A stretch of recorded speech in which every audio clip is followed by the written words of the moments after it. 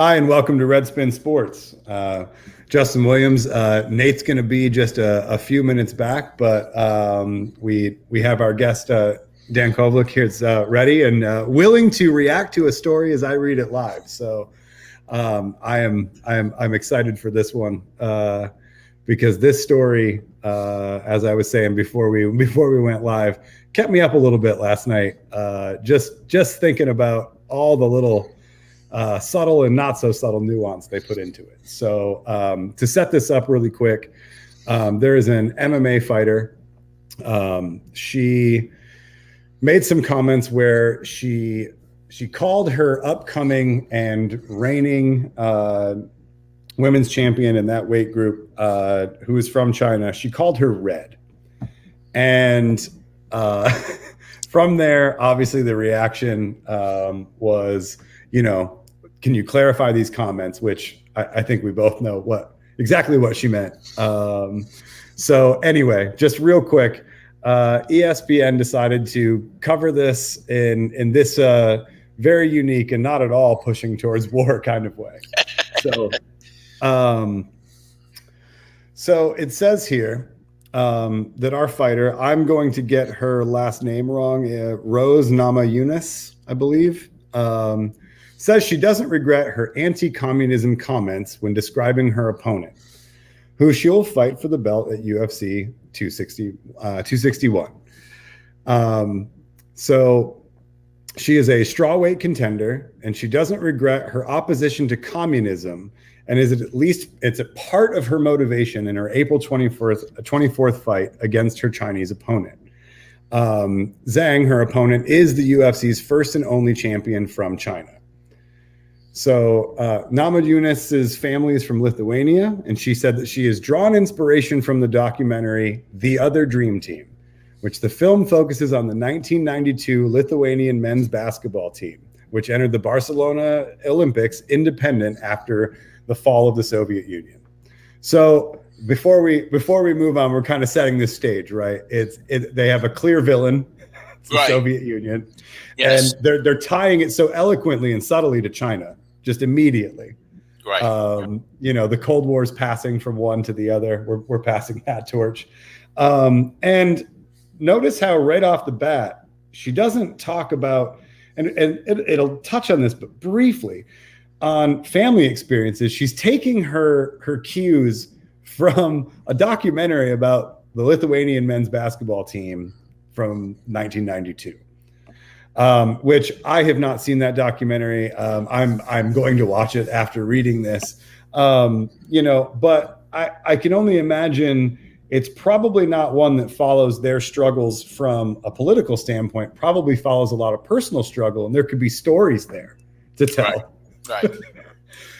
But it's doing a lot of heavy lifting by not really going into that so much. It's just we've set the stage. Her inspiration is this documentary.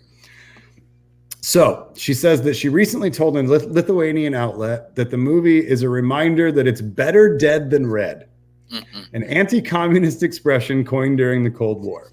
She also said that Zhang is red and that freedom is a huge motivating factor for why she fights. The freedom. Right. Freedom. Freedom. Yeah. Just general blanket freedom. And then she goes on to say, this is one of my favorite sentences. If you're confused about any of my opinions, then you can watch the documentary, and then you'll get a good idea as to what my family had to go through, the reason I'm in the United States today, and the reason that I do mixed martial arts and all of that stuff. So eloquent ending and all of that stuff. I suppose. Yeah. But skipping over again, right? She had an opportunity to talk about what her family went through. She doesn't say what her family went through. Again, she's pointing to a documentary. Right. She probably doesn't know. Right. So she's just, extrapolating from this film. Right. Exactly. What it would have been like for her family. And yes, and that her opponent is definitely red, and, freedom is a huge motivating factor. I'd probably have a really different life if it wasn't for everything in that documentary. Again, not her own experiences how coming or here. why. Yeah. It's almost a non sequitur. Yeah, it's to just come right out and say I'd have a different life if it wasn't for my parents, wasn't for our immigration, wasn't for all of this, even the fall of the Soviet Union. If it wasn't for this documentary, she'd have a different life. And how Lithuanians had to struggle with communism oppression, not communist oppression. How they had to struggle with communism oppression. That's a direct quote. She says the reason that she brought it up and the reason that she referenced it is because a reporter had suggested that she had animosity towards her opponents. And that's maybe, what caused a little bit of the motivations in these fights. And there's only this one, and that's that there's no animosity, but maybe there's a lack of motivation. I don't even know what that sentence means. I have read that so many times. She's saying that couldn't be further from the truth. Now, then it goes on to point out that her manager and her opponent's manager are the same. So they share a manager. Wow, that seems like a conflict of interest, but exactly. Interesting. Yes. She said that her comments were not personal against her opponent. And this is where it gets real good. And at one point, she said that she views all of her opponents as red. So everybody. Yeah, that's fascinating. Yeah. And then she clarified that by saying the reason they're all red and the reason I view them as communist is because they're just the person standing in the way of my dream. Incredible. So communism, again, it's right. the great wall that stands. Yes. Between her and everything. Right. Between her and the Twinkies exactly. she wants to eat. Yeah, no, it's I mean, one can't take this seriously on so many levels. Just talking about China, we could start anywhere, right, to respond to this. But, I think the pandemic has exposed, the difference between China and the U.S. in significant ways. And the U.S. doesn't come out very well in that comparison, right? China quickly put down the pandemic. Saved, millions of lives in doing it, is helping other countries fight the pandemic, giving other countries vaccines while the U.S. is hoarding the vaccines. Meanwhile, the U.S. has the worst numbers on earth in terms of the number of people infected and the number of people who died, even though the U.S. has about 350 million people and China has over 1 billion and India has over 1 billion, right? This idea of freedom, whatever that means, I like the freedom to be alive, and it seems like China protected that freedom pretty well during the pandemic. The other thing is all of this, and again, I don't want to get too deep into the woods, I suppose, but all of this has an ahistorical quality to it. Where was China before communism, right? Before communism, it was this rural society, undeveloped, but even worse than that,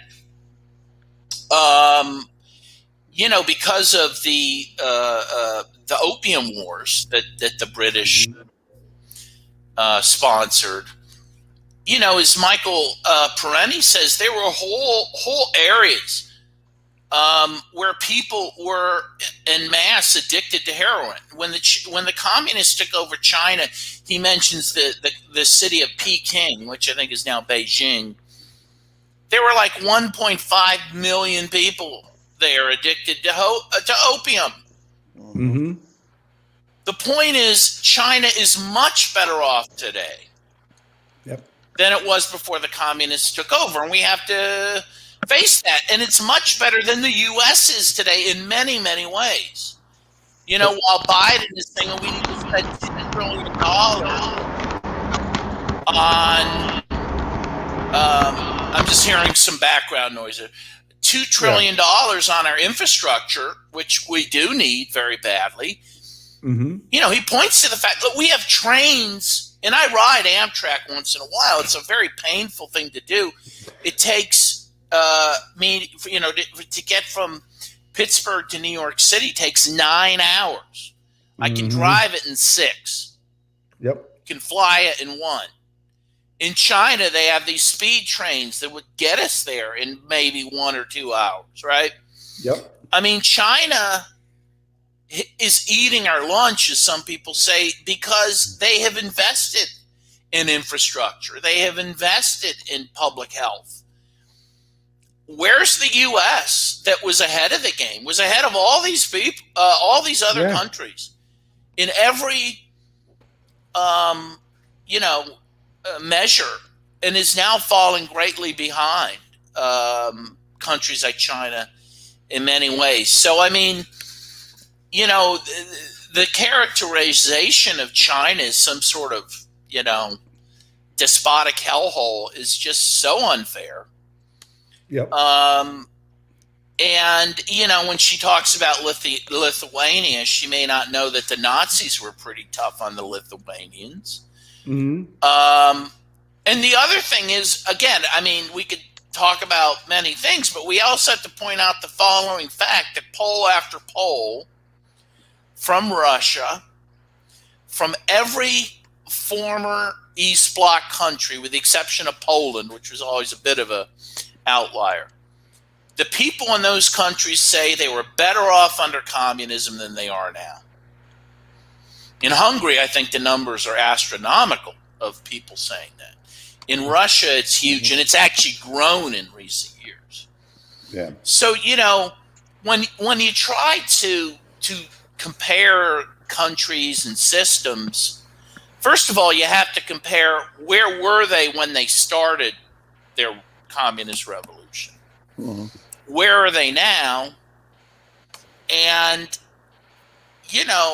when you look at those things, one has to, concede that China and the Soviet Union developed much more quickly than the United States. Yes, they had periods of repression, but so did the U.S. The U.S. had slavery, had the genocide of Native Americans. Most countries' histories have a dark side to them. But the truth is, China and the Soviet Union's dark periods were much shorter than the U.S.'s periods. Yeah. And they moved beyond it, and they moved towards progress. And the trajectory of both of those societies were upwards and positive. Damn. Well, Walter, I'm here finally. Hey, Nate, thank how you doing? Dan, you mentioned Poland, and I can't resist my lovely, soon-to-be former landlord, a complete right-wing Polish nationalist jackass, is the reason I'm moving over to Newark, where I'm about to be next to the New York Red Bulls, actually, MLS team stadium. Kind of embarrassed to admit I'm kind of joining the gentrifier class a little bit. My bad back. I kind of need, honestly, they have a gym built in there. They have, I had, for those of you who don't know, chronic degenerative back condition thing. I just have to deal with it. First day back in person teaching up here. Congratulations. Welcome back. Jersey City, although it was just kind of setting up the classroom and stuff. But anyways, this guy, while I was in Florida in late March, tried to, ever since he found out I had a black roommate, that was the kiss of death. That was the beginning of everything being suspicious. Everything who are you around? I do not know, what you're doing. I don't like all these people you have. Who are all these people? Why the black? Who this black guy is you with? That's sort of the last year. It was just sort of a Cold War, and then it became a hot war while I was down in Jacksonville visiting the family in late March when I get a call. I guess there's a dwelling downstairs. They're nice people, but it's an elite, it's not it's not up to par with the code, you could say. There's, he tried to act as the reason the clogs, the pipes are clogged is that I shave in the shower. And that's, therefore I'm responsible for all the kind of pipe damage while I'm out of town. I want you out by end of April. It's just illegal under the moratorium on that kind of stuff anyways. But nonetheless, he literally made it where I didn't want to even I'll talk about this later and stuff when I get settled in where I am, but I didn't want to deal with this, that kind of. I think the larger point is like think about people who don't have. I mean, I'm in a situation where fortunately I have, I work and I make a middle class income, I guess, and I have support on from loved ones and friends and whatnot in various ways. So, but just imagine just the avalanche of what people are dealing with now, and like when you have to something like housing is in the hands of individuals like people like that, people that like Max Blumenthal, my friend, and it's like really helped inspire like this whole Redspin Sports project. Really, as he said, like that guy is just like the classic like nouveau riche creation of the decay of the Soviet Union. That it created, spawned this like new breed of people that kind of see themselves as like resurrecting the greatness of Poland. There was actually, I'll just tell a quick anecdote before I shut up here and let Dan get to the good stuff here, because hear from me enough. But there's this Katyn massacre statue. I did kind of want to ask you about this. It's right on the waterfront, the Hudson River, right across from the World Trade Center in Jersey City at the Exchange Place path stop, and it's like a memorial. It shows a running like Polish officer trying to run away from the evil Soviets, being bayoneted in the back with and it's like this really stark. Maybe I'll share this real quick. The statue was going to be removed because, believe it or not, developers thought it was bad for their the home values. It made people uncomfortable to see and all that. Then you got Polish nationalists and the Polish community here in Jersey City got really fired up. I'll share this right now. Let's see here. Dun, dun, dun, dun. We're almost there, and you will now see what y'all see it now. So statue, that's what the evil Soviets do, right? According to this statue here in Jersey City. So when it became here's a more stark one. 9/11. There you go. There you go. How about that? We'll go with that. But it just really I don't know what to make of it. I mean, I've heard different conflicting things. I mean, sure, the Soviets, I mean, they sustained a lot of casualties. I mean, you're talking about literally the Polish officer class elite. I mean, this is the Zbigniew-Brzezinskis of the world. The people, his hatred of the Soviet Union came out of the dispossession of those people. And it's ironic because how Poland was treated by the Nazis, right? But yet these Polish nationalists seem to never find the time to talk about how bad the Nazis were, It's just funny how that works out. The whole victims of communism memorial, front group thing in Washington. What I'm getting at is that we even had the Polish prime minister or president come a few years ago to Jersey City to talk about the importance of keeping this statue. There are even a few colleagues of mine in the teachers union that are, I'm not trying to hate on everybody from Poland. Please don't take that. It's just that there's a difference in right-wing based Polish nationalism that's really emerged in the post-Soviet era, and people that are proud to be Polish, and a lot of Polish people have experienced discrimination here in the U.S. I mean, all the just common slurs people I'm sure are aware of, but I don't know. I just want to get your take. I mean, what do you know? Do you know anything about the Katyn massacre? Is it accurate to say that it was a Soviet massacre? I think there's narratives that go both ways. I think it's a hotly contested event. What essentially happened is, as you mentioned, about 4,000, or at least the narrative is 4,000 Polish army officers and troops were killed in this forest near the outset of World War II. As this, around the time the Soviets enter Poland to, liberate Poland from the Nazis, which they did do, and they liberated concentration. Don't apologize, Dan. I'm being funny to say that, right? I know. The fact is, they liberated Poland. They liberated death camps there. People from death camps, liberated people from concentration camps. But there's some, the narrative is that the Soviets killed these Polish officers, okay?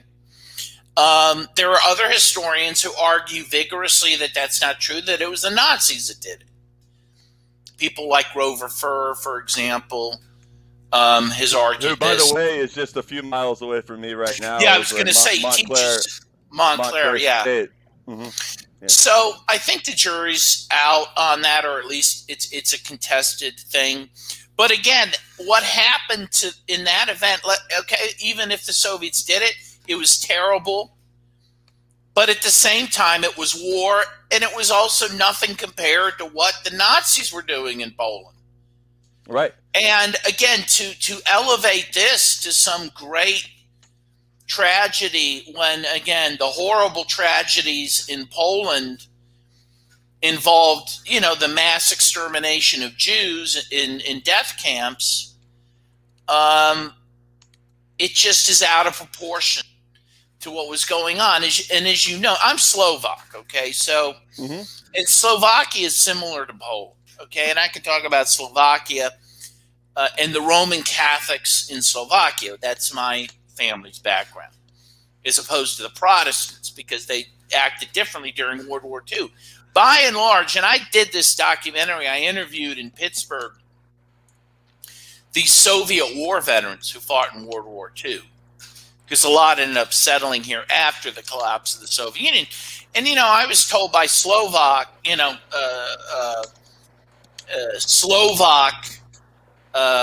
partisans that, by and large, the Roman Catholics in Slovakia collaborated with the Nazis to persecute the Jews. And a lot of that happened in Poland, too.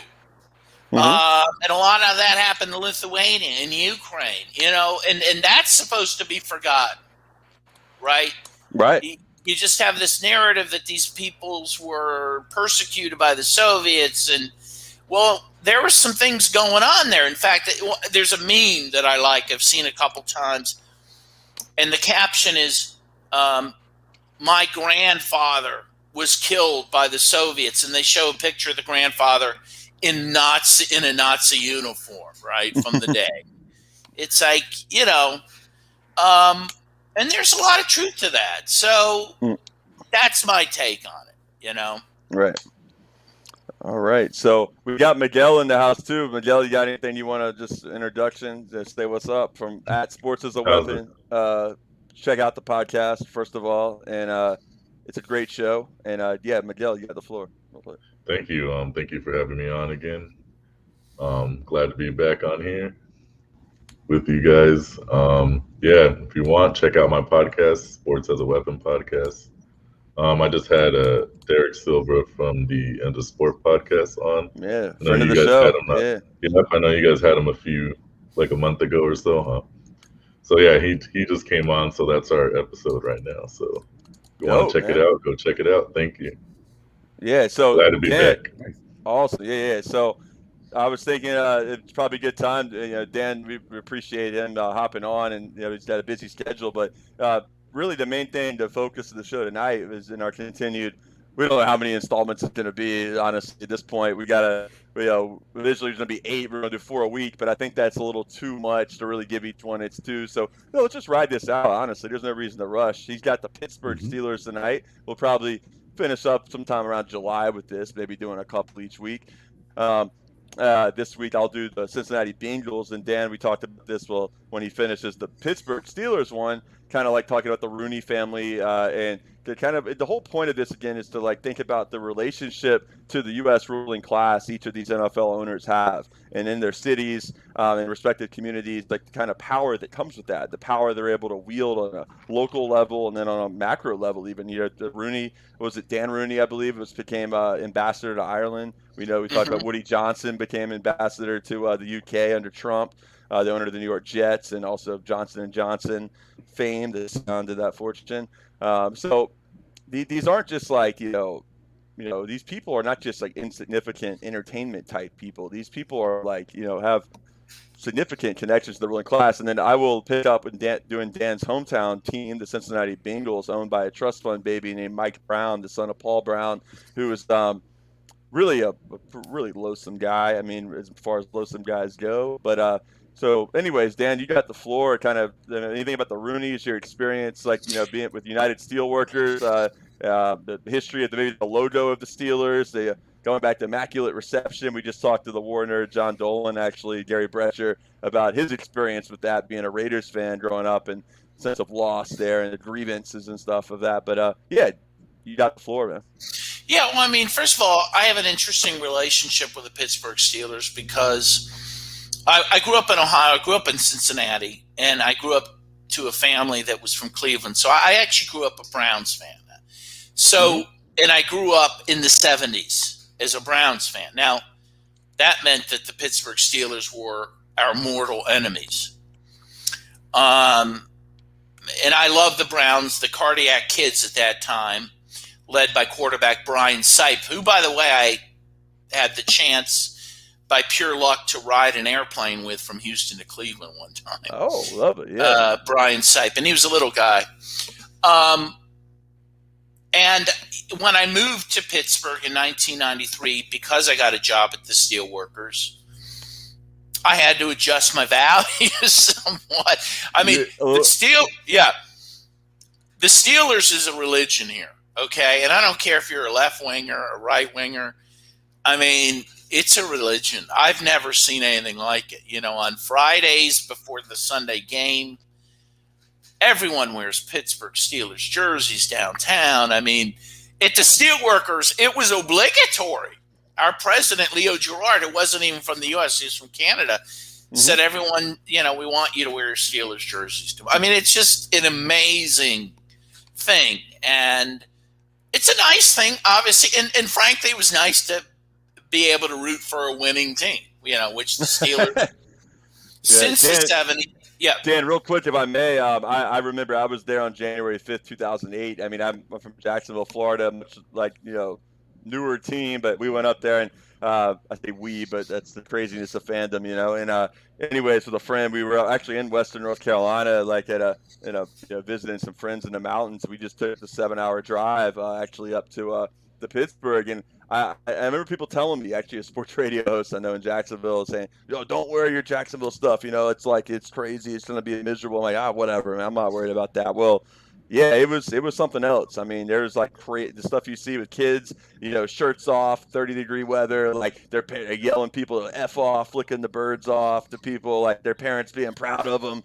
you know, because they're flicking off like a Jacksonville fan. So, yeah, I know I understand, but I know you can give a lot more intimate details there. No, and it's interesting because what happened was, and I'll get to the Roonies in a minute, but historically what happened was the apex of the Steelers, right? The great team of the 70s, which won 4 Super Bowls in the 70s, coincided with the last great decade for Pittsburgh, right? Because in the early 80s, the steel mills went down. Right. You know, so those days in the 70s are looked back as our halcyon days. The Steelers were the greatest team in America, you know, and we had jobs. And you know, both those things, you know, changed beginning in the early 80s, you know. And that was an interesting coincidence. And I think people cling to the Steelers now more than ever because, again, it's not the city it was before. Now, I mean, the interesting thing, you know, again, it's important to note that the Steelers are – what are Steelers? They're steel workers. So the Pittsburgh Steelers is one of the few teams named after workers. The other one being the Green Bay Packers, meat packers, right? And that's an interesting thing. The only other team mascot that I think rivals those are the Ravens from Baltimore, named after an Edgar Allan Poe poem. You know, it goes precipitously downhill from there. But the interesting thing about the Roonies, so Art Rooney, he immigrated here from Ireland to a very modest family. He had some family in the coal mines. I think his dad ran a restaurant, bar and grill, if I'm not mistaken. And Art Rooney bought the team for $2,500 in 1933. Now, in part, he got it so cheap because no one cared about football then. Certainly not in Pittsburgh. They loved baseball. And that was true for like the first 20 years. That's totally reversed now. No one cares about baseball in this town anymore. They care about football and hockey. They like those contact sports. But in any case, back then, that's what it was. And apparently, he won $160,000. He was a gambler in some gambling thing he did, some bet. And that allowed him to fund the team, to pay players and coaches. And he famously said once, hey, the greatest joy for me isn't winning on Sunday. It's making payroll on Monday, So he came from fairly modest circumstances. And he was a very colorful guy who smoked a cigar. He looked working class. He liked working class people. There's this famous quote from this groundskeeper for the Steelers, who was invited to this fancy dinner by Art Rooney up in a box seat with Kurt Gowdy and others. And he recounts how Art Rooney introduced him as a member of the Steelers organization. And what he said was, he didn't introduce me as a groundskeeper. As far as Kurt Gowdy thought, who he was talking to, I could have been a vice president. He made me feel 10 feet tall. Many people talk about that. That's part of the legend of Art Rooney, who also, in his way, tried to fight racism. He was the only NFL owner who opposed moving the New York team, the New York Yanks is what it was called, from New York to Texas because of Jim Crow and severe racism there. The Rooneys have tried to hire African Americans in the front office. We have Mike Tomlin, who an African American coach, who's been a coach for many years. I think he now has the most wins of any Steelers coach, if I'm not mistaken. We've only had 3 coaches, I believe, if I'm not mistaken. Chuck Noll, Tower, and then Tomlin, right? Tomlin. Yeah, and we've it's an incredible family kind of business, right? And that has to be also kind of juxtaposed with what's happened in Pittsburgh, which is, again, and I'm going to say this in the nicest terms I can, a fairly racist city. Okay. And I have a friend, a neighbor who's African American. He's from North Carolina. He says, "Man, I want to move back to North Carolina. This is the racist place I've ever been." And there's a lot of. You're right. The whole idea that the South is kind of like this place where the liberal North juxtaposed with the racist South is really annihilated if you hang out in Western PA for a little bit. It's like the reputation Boston kind of gets too. Racism. No, absolutely. It's not just the reputation; it's just the reality. Boston's even more racist. Yeah, that's a hell of a racist town. And let me just say, and again, I'm doing a little stream of consciousness, but one of the as a Faulkner, William Faulkner, and Toni Morrison fan, both of them, I'm a fan of the stream of consciousness. So. Continue. But one of the more racist things in Pittsburgh involved the Pittsburgh Penguins. They built this ugly stadium known as the Igloo for themselves, smack dab in the most prosperous area of the Hill District, which was at the time a very important neighborhood for African Americans and Jews. It destroyed the Hill District. Okay, they had all these jazz clubs. It was a very vibrant area. It destroyed it. And then they decided later, this is pretty ugly. Then they leveled the Igloo. And now they've built a new stadium. But the Hill District has never come back. It's not going to come back. There you go, Dan. We got the picture. There's the Igloo. Well, some lovely architecture there, right? And then lovely. And apparently you could open it up at one point, but in later years it didn't open up anymore, right? I saw the Rolling. that was the hill, I guess, prior to the monstrosity there. Go ahead. Yeah. Yeah. August Wilson, the Pulitzer Prize winning playwright, is from the Hill District. Great jazz artists are from there, and they just destroyed the place. And apparently, by the way, and I just learned this, apparently they destroyed a very important AME black church to build it, but they left the Catholic church standing right next to it, mostly white Catholic church. Here is an incident where the sports and racism kind of went hand in hand. But I don't think the Rooneys can be blamed for that sort of thing. I think they did their best to push against that, even though there was a lot of racism.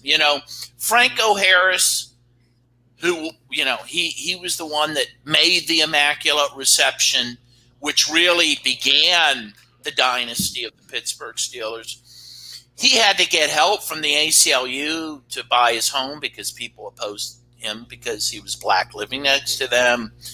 You had Roberto Clemente, who's a hero of mine, not only as an amazing athlete, amazing baseball player, but he died trying to bring aid to Nicaragua after the 1972 earthquake.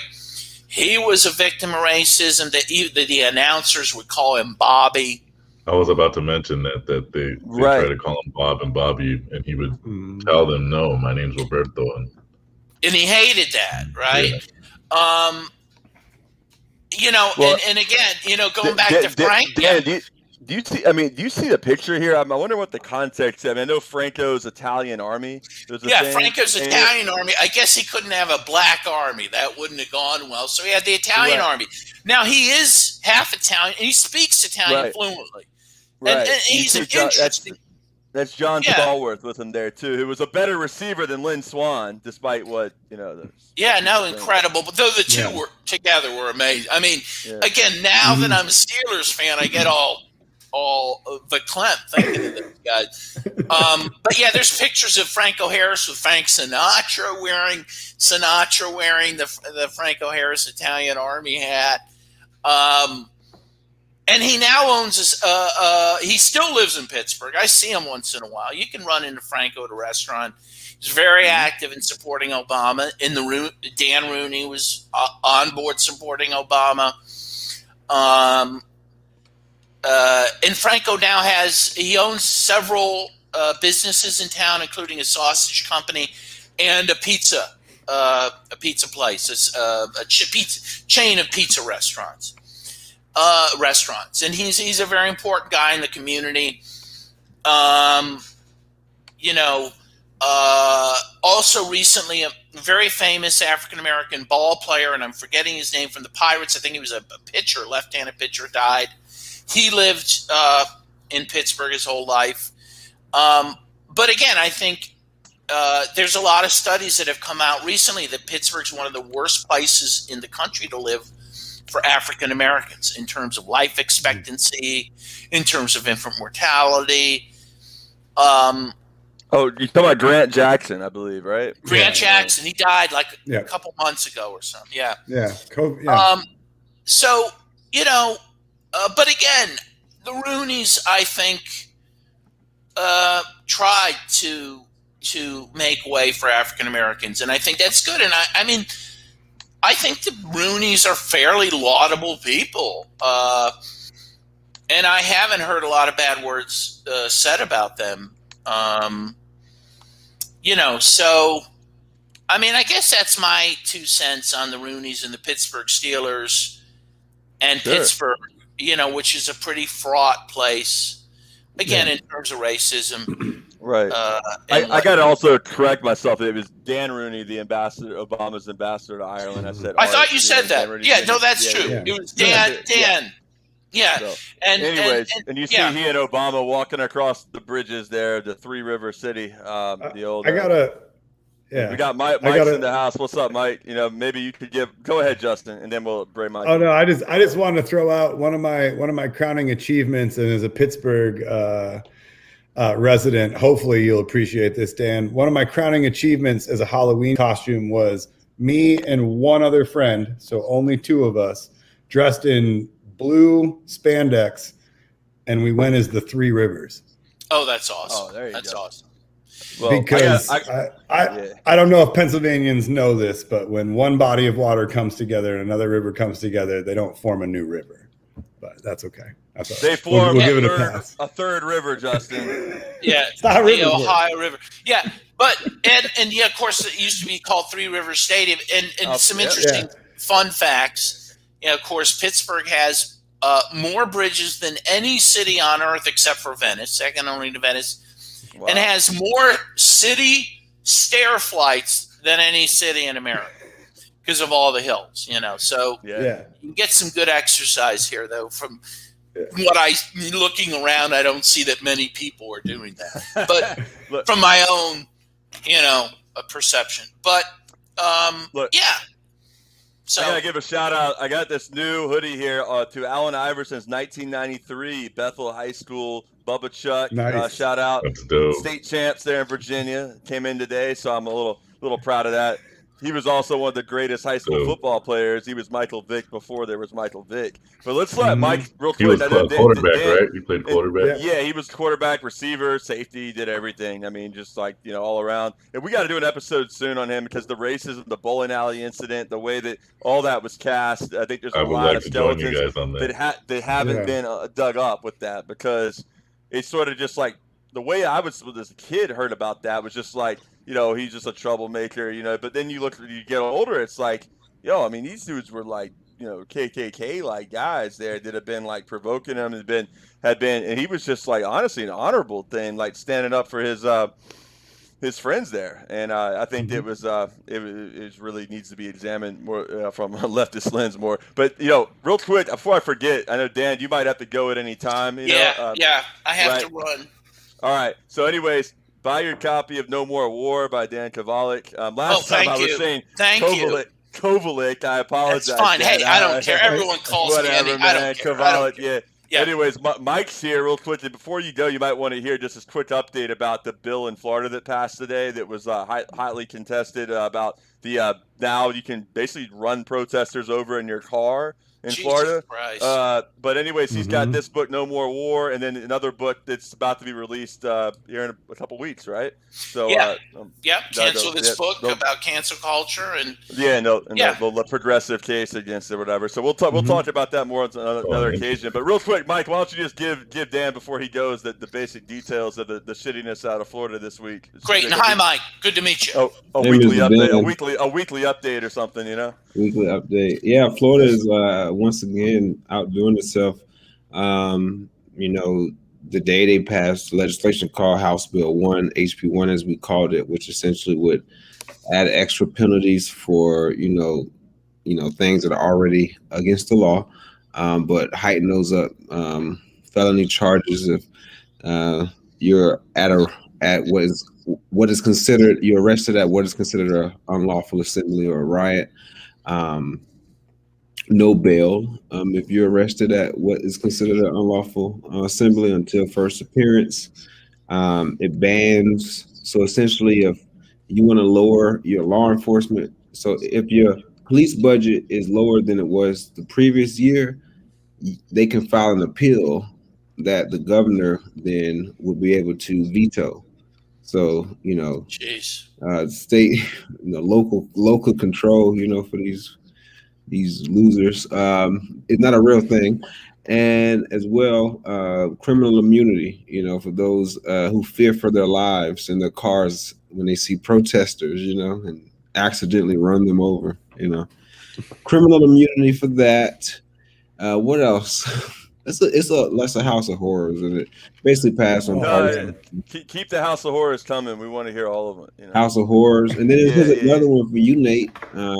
Public sector unions. There's a bill that looks like they're going to pass that would ban payroll deductions, and if you're under 50% membership, you would be decertified. So, Wisconsin like anti-union attacks as well as attacks to the movement we saw last year. Ron DeSantis is following in the footsteps of Donald Trump, and he's essentially running for president even before he's ran for re-election for governor. So everything is lockstep behind his agenda, and his agenda is the law and order agenda of Trump, and I think that's what we're seeing now here in Florida. And last thing, Dan, I got 30 seconds of more I'm going to ask, then you go. But this is so the audience and Dan and everyone else just an idea of who Mike's talking about. This was Ron DeSantis' campaign ad when he ran for governor and beat Andrew Gillum narrowly. I guess it was in 2018. So go ahead and enjoy this, The Guardian, or enjoy if you are masochistic, but here we go. Everyone knows my husband, Ron DeSantis, is endorsed by President Trump, but he's also an amazing dad. Ron loves playing with the kids. Build the wall. He reads stories. Then Mr. Trump said, "You're fired." I love that part. He's teaching Madison to talk. Make America great again. People say Ron's all Trump, but he is so much more. Big league. So good. I just thought you should know. Ron DeSantis for governor. So, I mean, there's the corniest shit ever seen. God bless America, Incredible. right, I'm speechless. I'm speechless. I'm going to leave you, but I'm going to leave you because you wanted me to segue into Cincinnati. Yeah, I grew up in Cincinnati. I went to Moeller High School. I played with Ken Griffey Jr. But I found out something recent, and then I'm going to jump off. I didn't know this before. Tom Seaver, who played for the Reds, also played for the Mets, was a huge anti-war activist. Pretty interesting stuff. And yeah, I was never a Bengals fan. I did go see them in training camp. My dad would take me to see them. I even rooted for the 49ers against them in the Super Bowl. I just never liked them. But anyways, I'm going to leave. Peace out, everyone. Until next time. All right, Dan. Thank you so much. Okay. Thank you. All right, now. All righty. Take Bye-bye. care. Yeah. Okay. All right. Bye-bye. So we got something he did mention the Bengals, Dan's hometown. He did play high school football with Ken Griffey Jr. That's a fact. Dan has done a lot of work with everyone from, he's been hosted by the Bolivarians in Venezuela a lot. He's written the plot to overthrow Venezuela, plot to overthrow Iran. Like, he's written a number of these books exposing, I don't have them in front of me right now actually, but U.S. regime change, war, and the whole playbook basically. So Dan's a veteran, man. He's been doing this for years, and it's great to always have him on. Really appreciate that. But before we went live, I was chatting with him. He's one of the only other Americans I know outside of myself and a few journalists that have actually been to Iran too. So great to talk about when you start talking about what it's actually like there versus what the narrative we're sold. So he's awesome. Does great work. All right. So I hate to give any TYT shout out, but I do have to say, in terms of we don't have this this is 9 years ago, and this cat who Mo Egger who put this together. It's honestly the best kind of less than 4 minute just synopsis of the shittiness of Mike Brown. Before he goes on just a little bit, all right, his dad was Paul Brown, to which the Cleveland Browns are named after. All right, he fell out with Art Modell when Modell became the owner. Went down to Cincinnati, started his own team. Got wealthy. Anyways, Mike Brown, his son, ended up inheriting that team. And he's been known as the quote cheapest owner in the NFL. He just doesn't like them. It's at least Justin, you talked about the Seahawks. At least Paul Allen let the football people spend money. Mike Brown is cheap and also meddles and everything with the team. So it's why a lot of people speculated LSU quarterback Joe Burrow going into last year might have tried to pull an Eli Manning, right, and force his way not to go to the Chargers, who also have a very cheap ownership group, the Spanos family that got him out of San Diego. The Spanoses are actually located in Stockton, California, one of the epicenters of the the 2008 housing bubble and the evaporation of not too far from me. Yeah, Miguel could speak a lot more intimately about that. But anyways, let's check out this little brief synopsis, and then I'll kind of dive into it a little bit more. But I think visually, when we get our budget, get a few more patrons going. By the way, thank you to all the patrons. I don't know if Justin mentioned that. We got a lot of new patrons that came on. They're still behind the paywall. My 2 interviews with John Dolan, aka Gary Bretcher, the war nerd. But eventually, Miguel, Mike, Justin, you got, if you don't put some stuff on Patreon like that, and especially take advantage of the fact that the radio war nerd community is a real community. Actually, it's 4,200 patrons. support, like what John Dolan and Mark Ames do, and really has educated me on so many different insurgencies and different leftist groups around the world, also like different fascist groups they're having to fight against and struggle against, and the political geography kind of the whole world. It's go check out Radio War Nerd, man. It's well worth it for like $5 a month. But anyways, without further ado, here's Mo Egger giving an interview to this guy Rick Strom from TYT at the time about Mike Brown, and then I'll go into my little riff stuff about this afterwards. This is from 9 years ago, so not recent TYT. All right, sorry.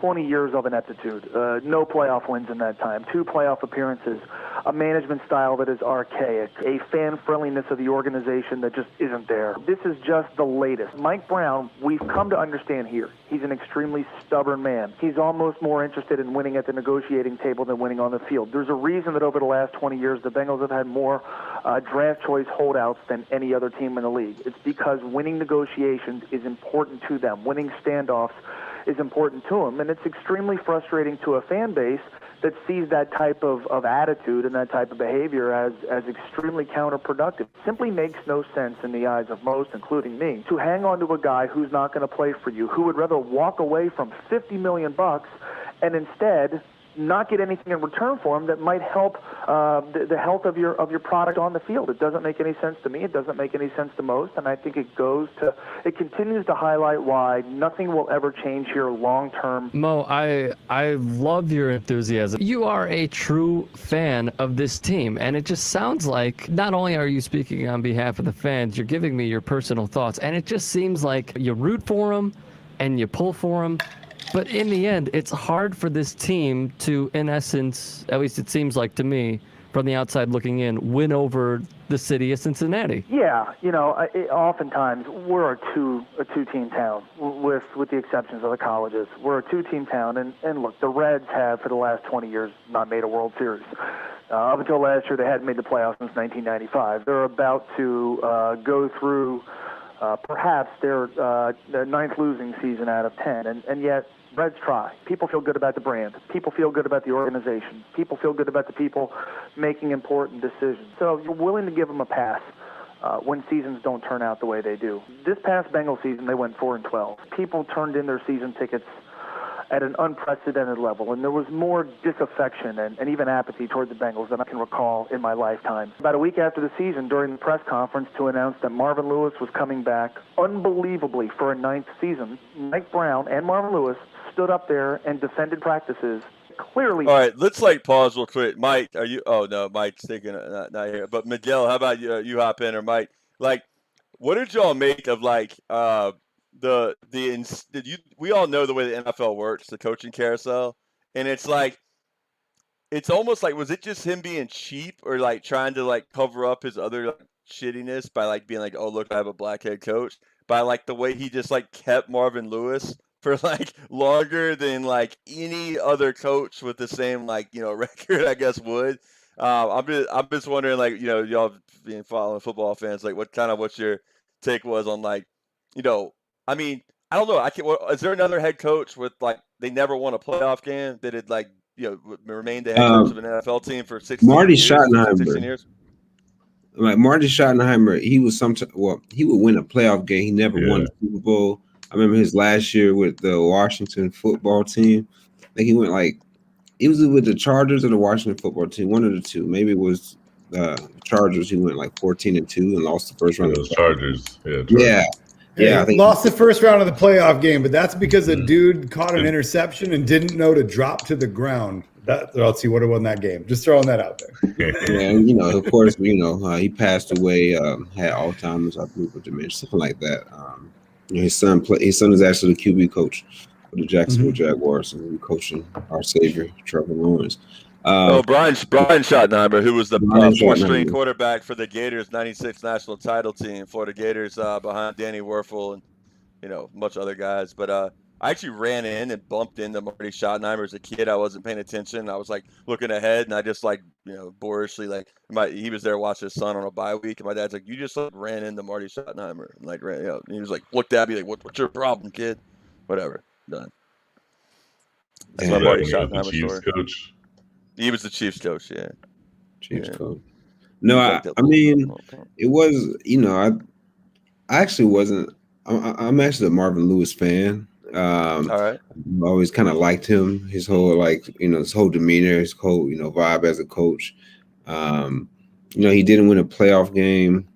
Yeah, I definitely don't think he should have been fired. You know what I'm saying? Especially where they are now. I mean, who do they hire? They hired Zach Taylor, who was like a 33-year-old. But Mike, my point is not like it's that he wasn't fired for 15 years, man. It's like he was he's one of the longest tenured coaches ever, in the NFL, So I mean, I guess the way you look at it, you can look at him not being fired as the ownership, as they're known in Cincinnati, as being historically cheap and not wanting to pay players or get coaches, you know what I'm saying? So maybe that's one way to look at it. I mean, I feel like they always kept them kind of in limbo those last few years, because you'd always hear, "Oh, this is the year they're gonna get rid of Marvin Lewis, and then he'd still be the coach." That happened for 4 or 5 years. No, that's fair. I mean, but in fairness to Marvin Lewis, they won the AFC North a number of times and got to the playoffs, right? And so I hear Mike's point loud and clear on that. About, obviously you can always look at the guy they replaced. Look in hindsight, look in hindsight who his quarterback was. I mean, and how's he been? Andy Dalton at the Red Rocket, from TCU. He was hired in 03 though, man. He had Carson Palmer. He came in, they drafted Palmer in 03, sat him for a year. So it's we're not talking we're talking when I was in 11th grade. He got hired. I think overall he was a successful coach, and as a Jaguar fan, you see what happens when you go into the darkness and think that you're better than 8-8. Sometimes it's we have won let's see, boom, 2. Yeah, we've won 3 playoff games more than they have. Since then, so boom, take that. All right. I would have 8-8. At the same time, in defense of the Marvin Lewis thing, it's and I get the point, Nate, that his success versus his tenure don't quite add up. But at the same time, what's the other reaction? To go the route of the Lions and hire tons of coaches working for this asshole too. Can you name a top-notch free agent, big money free agent that the Bengals ownership signed under Marvin Lewis? No. Most of the talent they had was drafted, homegrown. Yeah, pretty much all of it. Other than level free agents. Yeah, TJ Hosman, TJ Hosman. Yeah, he was talking about Chad Johnson, I think. Said he can't run routes. It was crazy. I was like, what? Respectful. Come on, man. Carson Palmer. All right. Yo, let's watch the last 90 seconds of this, and then we'll riff on it. My question really quick is, the flip side of that, though, is this, right? It's if you're going to be an unsuccessful overall football team, they all do it the same, and they hire a new coach every 2 years. No one ever gets a chance to build anything out of it. And it's just constant. So it's if anything, at least the Bengals, you could argue, tried something different. They were look, the record's going to be the same as the Browns, but we won't hire 5 guys. We'll have one guy. Think of the Jets we hit on, Justin. Just in the perfect opposite contrast to that, what you just mentioned. Rex Ryan. I mean, whatever you think about him, whatever. It's just that he does have a foot fetish, by the way. But, he's proud of it, though. Yeah. Anyway, proud of it. Yeah, at least he owns it, right? Imagine what fetish Rob Ryan has. Rob Ryan, man, take you to Oklahoma, and who knows what. But have you ever seen twins literally body types just look the same? They grow obese in the same way, and of course, I'll have to show y'all a picture of their huge dad, Trump supporter. Bum Phillips, who's something else, man. The old Houston Oilers coach, who's a literal cowboy on the sideline. Yeah, but anyways, like real quick, the Jets though fired Rex Ryan, and then they went about like this insane, like Todd Bowles to before that, and then they went from Bowles to this Adam Gase, and then now to Salas, Robert Salas. So like it's kind of like I don't know. I mean, they also gone through a million. The new GMs. It's like the people on sports radio here in New York are like always like, oh my God, the here we go again. We're in new Jets GM, new Jets GM, new Jets GM. Which kind of like goes against Justin saying GMs don't get fired. No, the Jets fire GMs. All right, so Wait, who's their GM right now? Douglas. Yeah, Joe Douglas. Yeah. Joe Douglas. Yeah. Yeah. Anyways, here we go. Let's watch the end of this. This is not a subjective business. It's obvious if what you're doing is working or not. 2 playoff appearances in 20 years is well below the NFL standard. They had just come off a horrendous season. This with is the fan perspective. Not paying attention and investing in this team either emotionally and financially. He is, and I call him delusional. There's just no other way to put it. This man genuinely believes that what he is doing is effective, that he knows that he is surrounding himself with competent football people. And I hate to say this, and I say it publicly all the time, they simply do not care what I think. They do not care what their customers think. They do not care about what the people who built the stadium think. They don't care about what ESPN, the magazine, writes. They don't care about what other national publications write. They simply don't care. And as you can imagine, Rick, as a fan, it makes it incredibly frustrating. I'll give you a snapshot into the way the two teams treat just their fans. There was a story here, and I happened to talk to the guy on the radio. Kid goes to a Reds game, falls off the jungle gym set, breaks his arm. Organization gives the kid a lift to the hospital. 2 days later, the kid with his busted arm gets 4 scout level tickets and a greeting card signed by every member of the Reds. The head of the ballpark ops calls the dad every day. Stories like these are commonplace. The Bengals had a guy who 2 years ago got beaten to maybe within inches of his life at a football game. The guys who did it got away. I'm still waiting, and I'm sure that guy is still waiting for a member of the Bengals organization to call him. What a bunch of lovely people, right? So real quick, I'm gonna share the best article I found on this from doing my research, and it's like really comprehensive and like it's called The Inheritance in Cincinnati Magazine. So I'm going to read a few excerpts from this. But basically, like Mike Brown, I mentioned that his father was Paul Brown, who was the namesake of the Cleveland Browns. And then Art Modell fired him in 1967, actually. And at that time, he was like one of his older sons, and he was pretty good business acumen stuff. I mean, he was a Dartmouth grad, Harvard Business School.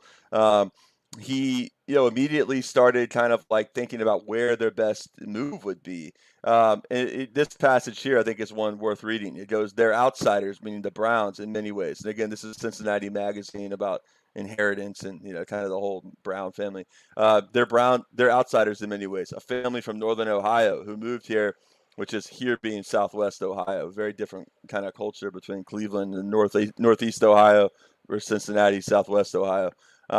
Who moved here to found the professional football team in the late 1960s and watch it evolve with the help of some deft business acumen into an NFL franchise currently valued at just shy of $1 billion. Through it all, they've remained the same, taciturn, closed off, and aloof when it comes to the fans and media, largely invisible when it comes to civic philanthropy and involvement, and aggressively obstinate in dealing with local government over the stadium deal. As a result, there's no love lost between the family and those in the community, most of whom know only enough to loathe them. But the truth is, after nearly 50 years of owning one of the city's most visible and valuable institutions, we really don't know much about them at all, and that's just the way they like it. I think, what do y'all think about that? Because I think that's interesting about the way it ties into the whole notion of like the wealthy in this country and privacy. And I want to get on this issue of privacy real quick and how that ties into capitalism.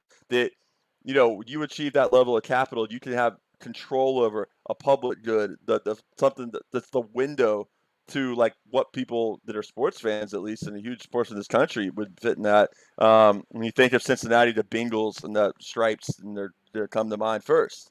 And but yet there's no right to know anything about them. They don't have to owe us anything, right? So what does it say about like the state of capitalist society we're living in and power dynamics that in terms of the way we define privacy? Miguel, Justin, Mike, what are y'all? The thoughts?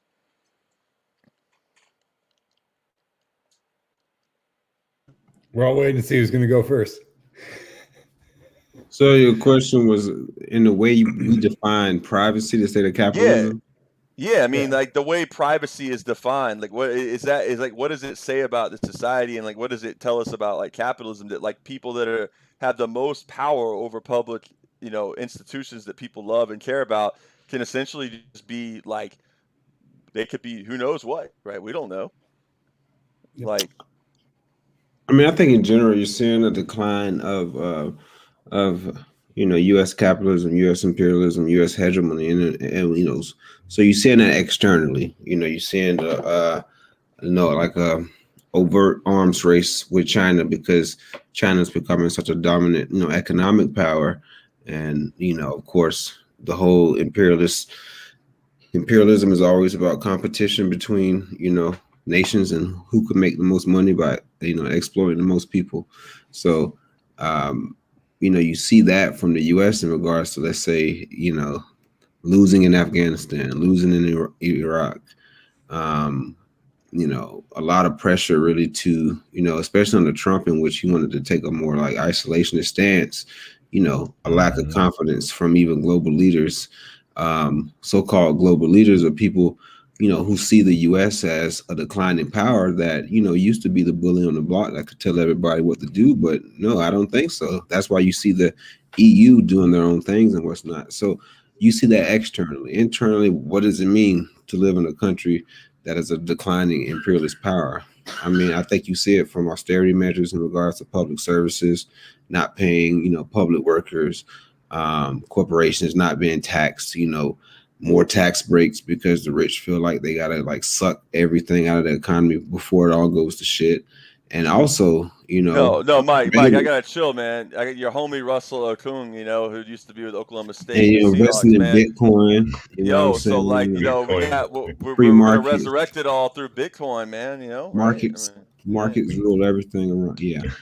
So what does that mean internally? I mean, like I said, you see it in austerity public policy, you see it, repressive measures like I was talking about, HB1 to silence people's protests. And you also see that even from a surveillance angle of these people in power, knowing that, they want to use surveillance and they want to, isolate the identity from the rest of the world because they're the fuckers driving this. Like they're the ones driving this crash to the bottom in order to max out their bank accounts, at the expense of the working class and everybody else who, don't have the political power because, the state doesn't serve them. It serves the wealthy. So they're able to use that influence through the state to do what they want to do, what I'm saying, and suck out as much as they can. So I think that's just what you see, when you have the decline. I was even speaking with my partner about this earlier, what I'm saying? This is, legislation like what we're seeing, like, when you're like woke and quote unquote woke and you understand capitalism and you understand like what needs to happen, what I'm saying, to translate to a new type of society, you pretty much know that it's going to get worse before it gets better. I mean, it's supposed to start with, it's supposed to wither away, right? Just like Marx and Engels and Lenin said, capitalism will, wither away. But I think when in terms of privacy, the rich, they have all the power and technology and money for their privacy because it's individualized. But then on the public, we got surveillance on everything with technology. So because these rich people, like I'm sure you've read about it, seen stuff, like they got underground bunkers, like little underground cities they built. Like when shit hits the fan, they're gonna be under there. Well, they're gonna blast off to like or Mars planetary system they've colonized, right? And Jeff Bezos' space shuttle, right? So like, and Justin, might be able to like kind of scratch the backs, get a spot on that space shuttle, but I don't know about the rest of us, I got all the contacts. There's also the, if you look at what the four of us would easily consider, wealth beyond wealth, right? Just like your average celebrity, someone with a net worth of, $5+ million, right? They already live in a PR bubble that their lives don't have to be exposed because there's a brand, they're trying to protect a brand, all that, common shit that they all do. But like, now imagine you're in this NFL owner class of wealth, and the layers of protection you can put between yourself and the public at all times. I mean, there are staff of people whose only job is to protect that privacy for you. The layer of bubble that they can just put on, it's like we talked about a few weeks ago, right? With, Donald Sterling has to sell the Clippers and disappear into the night, and we'll never hear from him again. No, dude still has billions of dollars. Yeah, he sold the team for billions. Like, he popular. The same thing with Frank McCourt owned the Dodgers. And he just and all he did was move to old rich white racist island, and is going to live out the rest of his life in a bubble of protection because we won't profited off his racism. Yeah. I mean, it's that level of wealth and just the protection that it buys, because like I said, there's wealthy people to you and I and to us that can afford this. What can these fuckers afford? Yeah. It's a PR machine that just keeps them, out of it. Definitely. So let me get it back to keep us going on real quick. We're already at like 9:12 here on the East Coast. Miguel's chilling over at just after 6 o'clock Pacific time.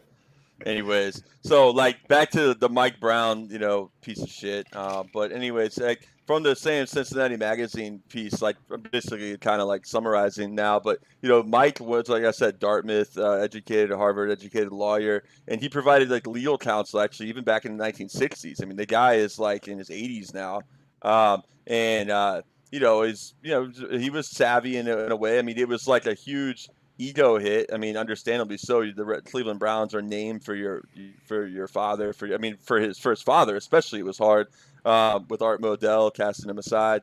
So they were looking for options, and so basically they looked at different. They ended up settling on Cincinnati because Paul Brown, this fucker, he found two investors named John Sawyer and Austin Dutch Knowlton, who were wealthy enough to put up the majority of the money, yet still willing to relinquish control of the franchise to him. There's the key, right?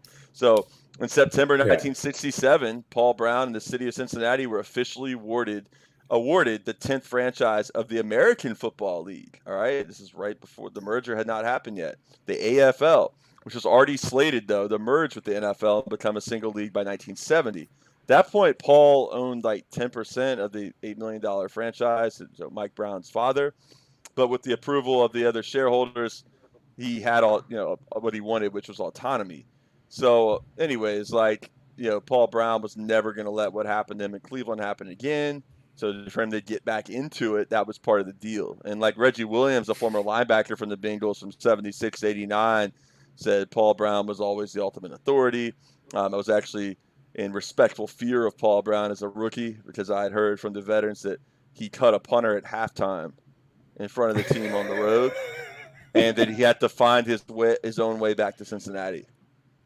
So just there you got it. Guys aren't performing, right, Mike? I mean, Mike's we live in capitalism, so it's it's the most just naked example of what it is, right? So that's what happens when you suck at punting, right, Justin? Anyways. Yeah. Not real. Sorry, whoa. Well, yeah, here we are, busting off on anti-worker bullshit. But I mean, I don't know. I mean, it is sort of crazy in that respect. But one thing. Go ahead. One thing I wanted to bring up. Have we talked about the this whole NCAA stuff with the the anti-trans legislation bill? The anti-trans. No, but we gotta say we. I'll get there. I'm gonna wrap this up in a minute here. All right, but anyways, it goes on and the big thing is that once his dad went away, this place started just going to hell. I mean, they were good in the 80s, right? They went to a couple Super Bowls in 81 to 88, but then take this for from 1991 to 2002. The Bengals racked up a whopping record here of 55 and 137, recording 0 seasons with a winning record, 0 playoff appearances. right? So yeah, in 2010, That's Lions territory. He achieved the dubious record of 200 losses, being the first owner to that. What's really interesting to me, though, and to kind of get to the end of this is, this gets back to this is important. Two things were of obvious importance to the Brown family: controlling as many shares of the team as possible and reaping the benefits. Despite owning just 10% of the team at its inception, Paul Brown utilized profits to buy out minority owners during the franchise's early years. Then in 1983, he sold 117 of his 118 shares to investor John Sawyer while still retaining control of the team, with the provision, right, that Mike and Pete Brown, right, his sons, could buy back all of Sawyer's shares for $25,000 apiece as early as 1993. The deal also called for the Bengals to funnel all the team's profits from 84 to 93 to its shareholders, which meant Sawyer and Knowlton got most of that money. 10 years later, when the magic date rolled around, the Brown family purchased 329 of Sawyer's 330 shares for just over $8 million. Like, whoa! Yeah. Like the Bengals suck, and they're still worth. And assume majority ownership, right? Yeah. In We're close to 2011, it. according to Forbes, the Browns paid $200 million in cash to Dutch Knowlton's estate for his 30% stake, giving the family more than 500 of the 586 franchise shares. So it goes on. I mean, eventually the franchise is Forbes puts it at $999 million in value, so knocking on the door of billionaires. But this is rich. This is just rich. I mean, Mike is very publicly private, right? Like, but very privately engaging. Says what he also never votes on all the stuff. He always abstains. He abstains, right? Never votes. Yeah. He's apolitical, man. Like, just it goes. It's the, quote, publicly private trait that overshadows the other attributes. Funny, smart, generous. Oh, yeah, he's publicly private. Anyway, so it's like the Browns politely, of course, declined to speak on this piece. But the legend of Mike Brown's deep frugality goes beyond the stingy contract negotiations. They're writing flying free agents and on coach. He and the franchise as a whole have long been chastised for their lack of charitable giving, community outreach, and civic responsibility. The team participates because they're forced to in a handful of NFL-friendly organizations: the United Way, Boys and Girls Club, Toys for Tots. It's always had a steady stream of players and coaches that they make go out and do stuff like that so they don't have to. But the Bengals don't operate on the same level as the Reds, a franchise. It's all about philanthropy. The Bengals suffer in that the Reds owner, Bob Castellini, is such a great philanthropist. Anyways, it goes on where it even gets worse, where like the family's widely praised for their loyalty to Marvin Lewis and Andy Dalton, and some donation to the Miami University of Ohio football program. But like, what's wild though is like he has this is like nice. This is nice and humanizing. The Bengals owner has a noticeable soft spot for reclamation projects as well. Surely, guys, he just cares about he's a humanitarian, right? So he wants to like help really guys like Vontaze Burfict, right, become better people. It's not or Chris Henry, right? Slim, who rest in peace, right? The West Virginia receiver, Bengals receiver, who he wanted to just help him, right? So, it's like it's the same kind of BS on that level, but it's like it's just it's wild. So yeah, they hired. Oh, and then he hangs his hat on the fact that he had his eldest daughter, right, as the team president, Katie Blackburn. So he gets to play this whole game of oh, look, he's a gender pioneer, right? He had a female team president, executive, running the show basically. I remember in the Hard Knocks show on HBO when they had the Bengals, she was negotiating the contracts, legit running the show when they had that. So that's sort of that's your, any reaction, fellas, before we move on?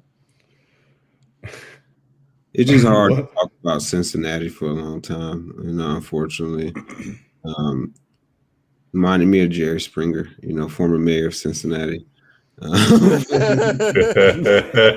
what I think. I think Cincinnati is actually they had militant protests there. I remember there was a huge struggle around I believe it was Cincinnati police, like campus police killed a guy, his body kept. So there's actually a lot of struggle in that city. There is. Yeah.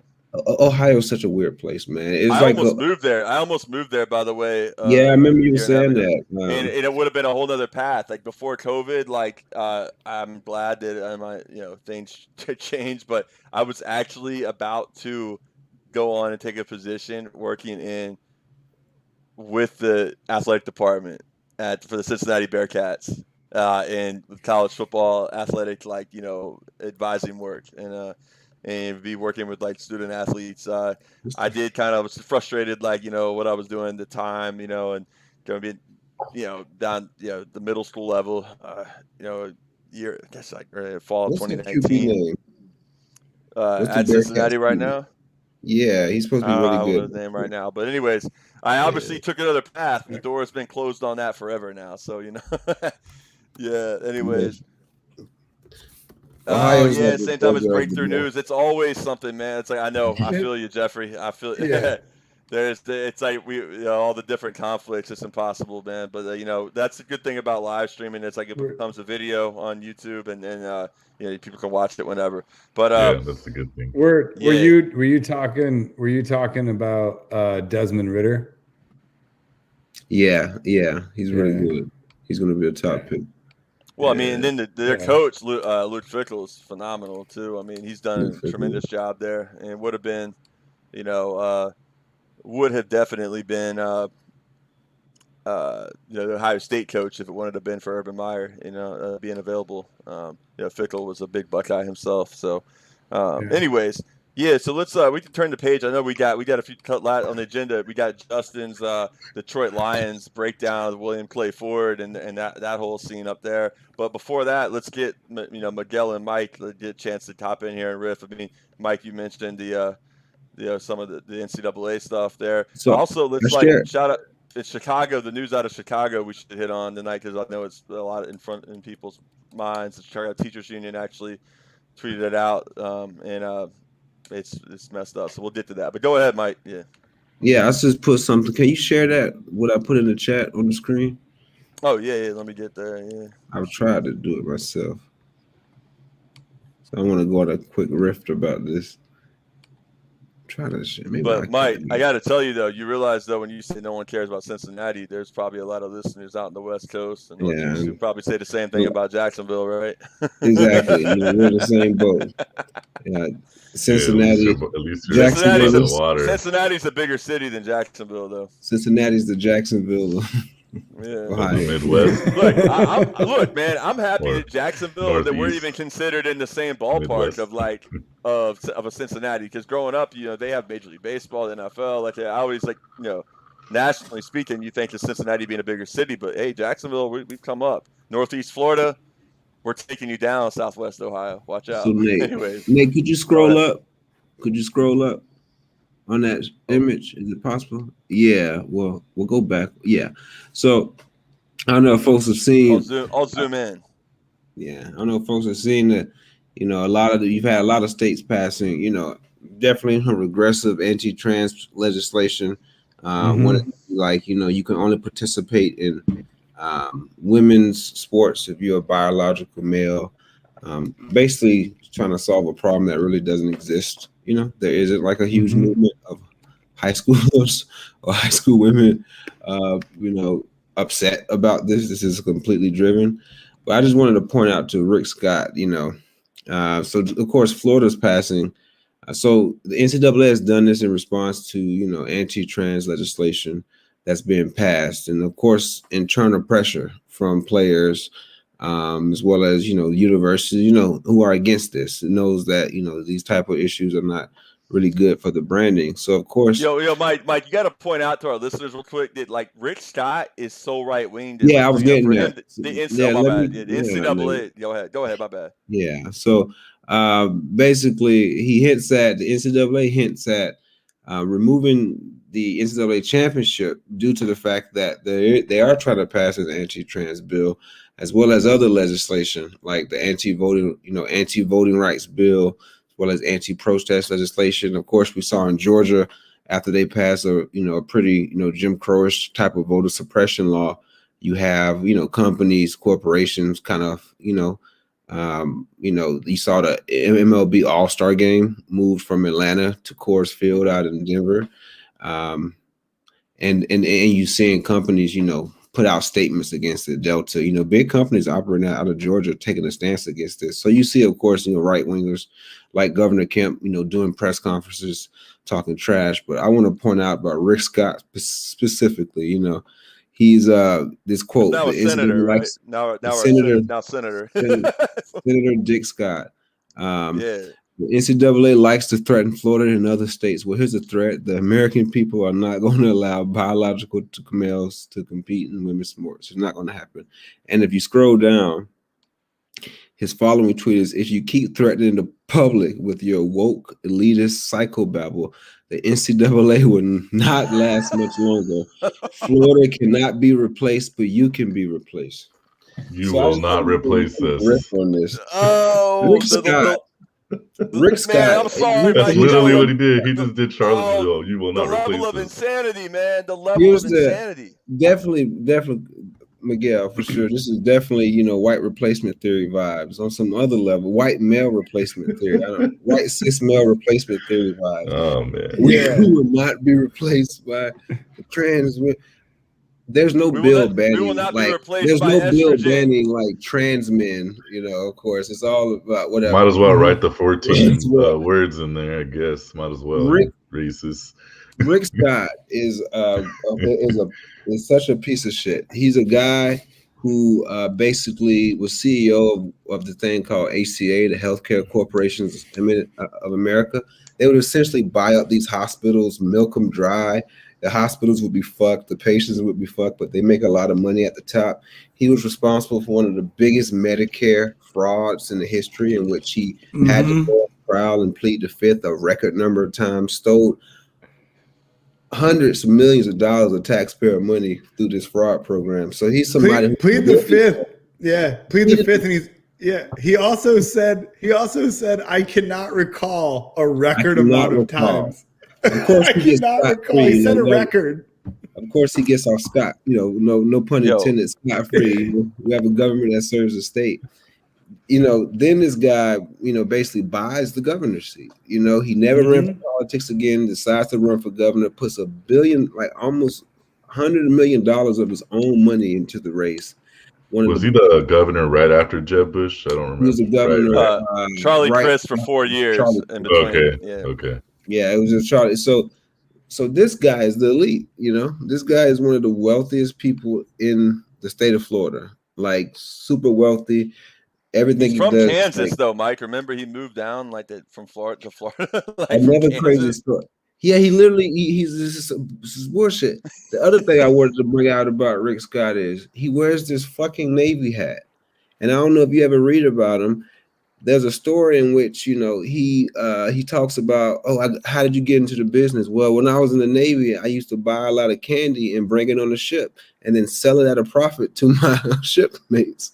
So this guy's been a blood, he basically he's a businessman. He's a businessman. He became a business off ripping off, I guess people he was sailing with on the ships, So this guy is a horrible person. Hey, they were gullible. They should have been more business savvy, Mike. They were gullible. But the broader point, even how it comes to sports with the NCAA, you're seeing a lot of sports teams, take a lot of more political stances.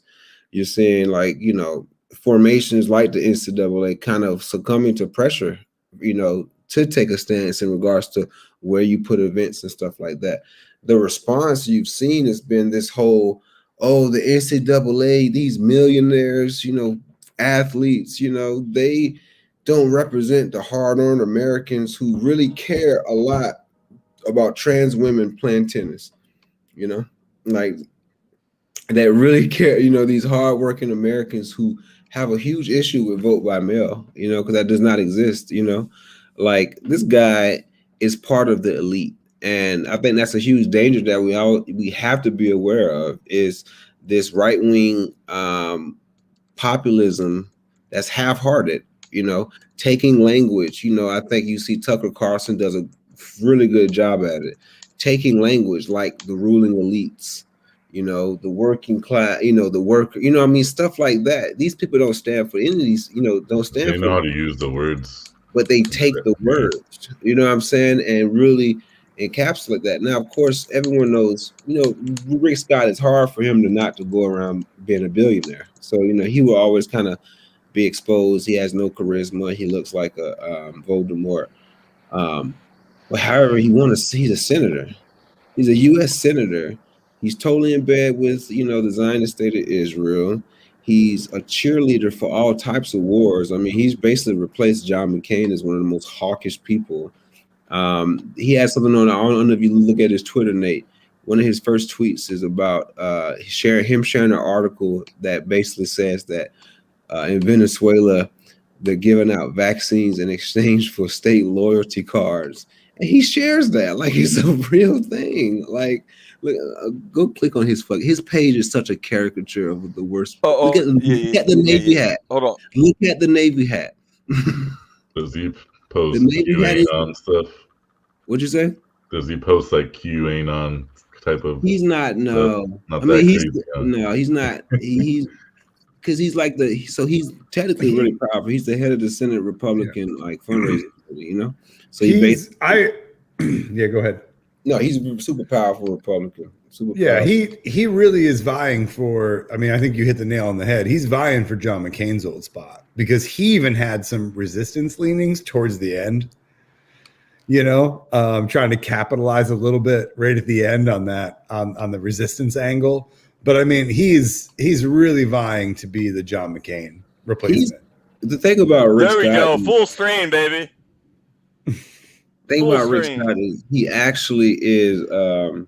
He was one of the first elected politicians to really stand with Donald Trump. You know what I'm saying? Yeah. So he's also posturing for 2024. You know what I'm saying? Yeah, you can play it. He's also going to stop the Olympics from being in China, he says, right? He wants to boycott. He's calling on countries to boycott the Beijing Olympics. I'm calling on everyone to stop doing the Olympics. No, the U.S. Olympic Committee's like, yeah, we don't agree with that. We like participate. But real quick, like I know Justin, you made some really I thought insightful and articulated comments about the absurdity about the trans stuff and kind of maybe tell the example of that picture that's circulating. Yeah, so there's a couple photos that get thrown out, right? And the photos that get thrown out, and when I say get thrown out, I mean on Boomer Facebook, but Boomer Facebook is where so much of this opinion is. I mean, we all know it. We don't want to say it, but it's where so much of this vitriol and hatred are from fucking Boomer Facebook memes. And there's a couple examples. They all come from states like Texas or Wisconsin, some of the states with the most harsh anti-trans sports participation laws. And what these pictures depict is if you just look at them, if you just look at the photo and take it at face value, like a boomer on Facebook will, you're going to see, this one gets thrown around a ton. And what this is what you look at a dude kicking the shit out of a girl at wrestling, right? In high school. That's what this looks like. It looks like a male kicking the shit out of a female in wrestling. What this is an assigned at birth female transition to male athlete who wants to compete against other males, is taking testosterone treatment, is on that path. And the state of Texas goes, no, you have to compete as your assigned gender. And when they do that, it creates the photo op, and the photo op becomes the meme. When at the same time, so it's Nate and I were talking about this on the phone last night, right? It's the only right-wing play in the right-wing playbook. Misinterpret or mischaracterize something and then attack the mischaracterization. So this is a classic example of them forcing this male who, just because he was assigned female at birth and wants to compete against other men at the high school level, the state of Texas goes, no, you have to compete as your assigned gender.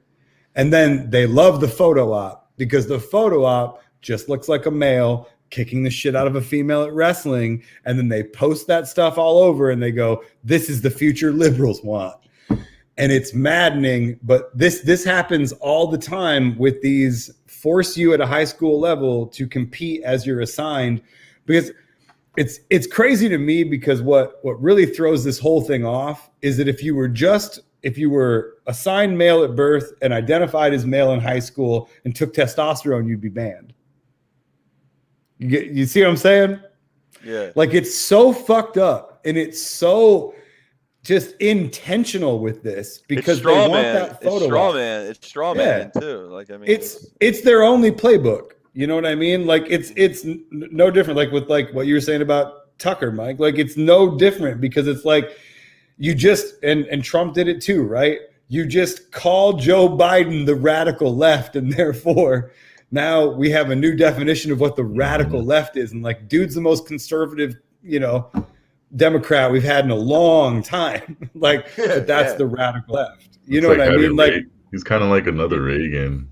Yeah, you misinterpret. Trump was, but he was like but Biden's not quite Reagan. That does a disservice to Reagan's absolute insanity. I mean, like, what I'm trying to say itself, like, I feel like. But what I'm trying to say is it's a misrepresentation of what the radical left is, and then you attack the misrepresentation.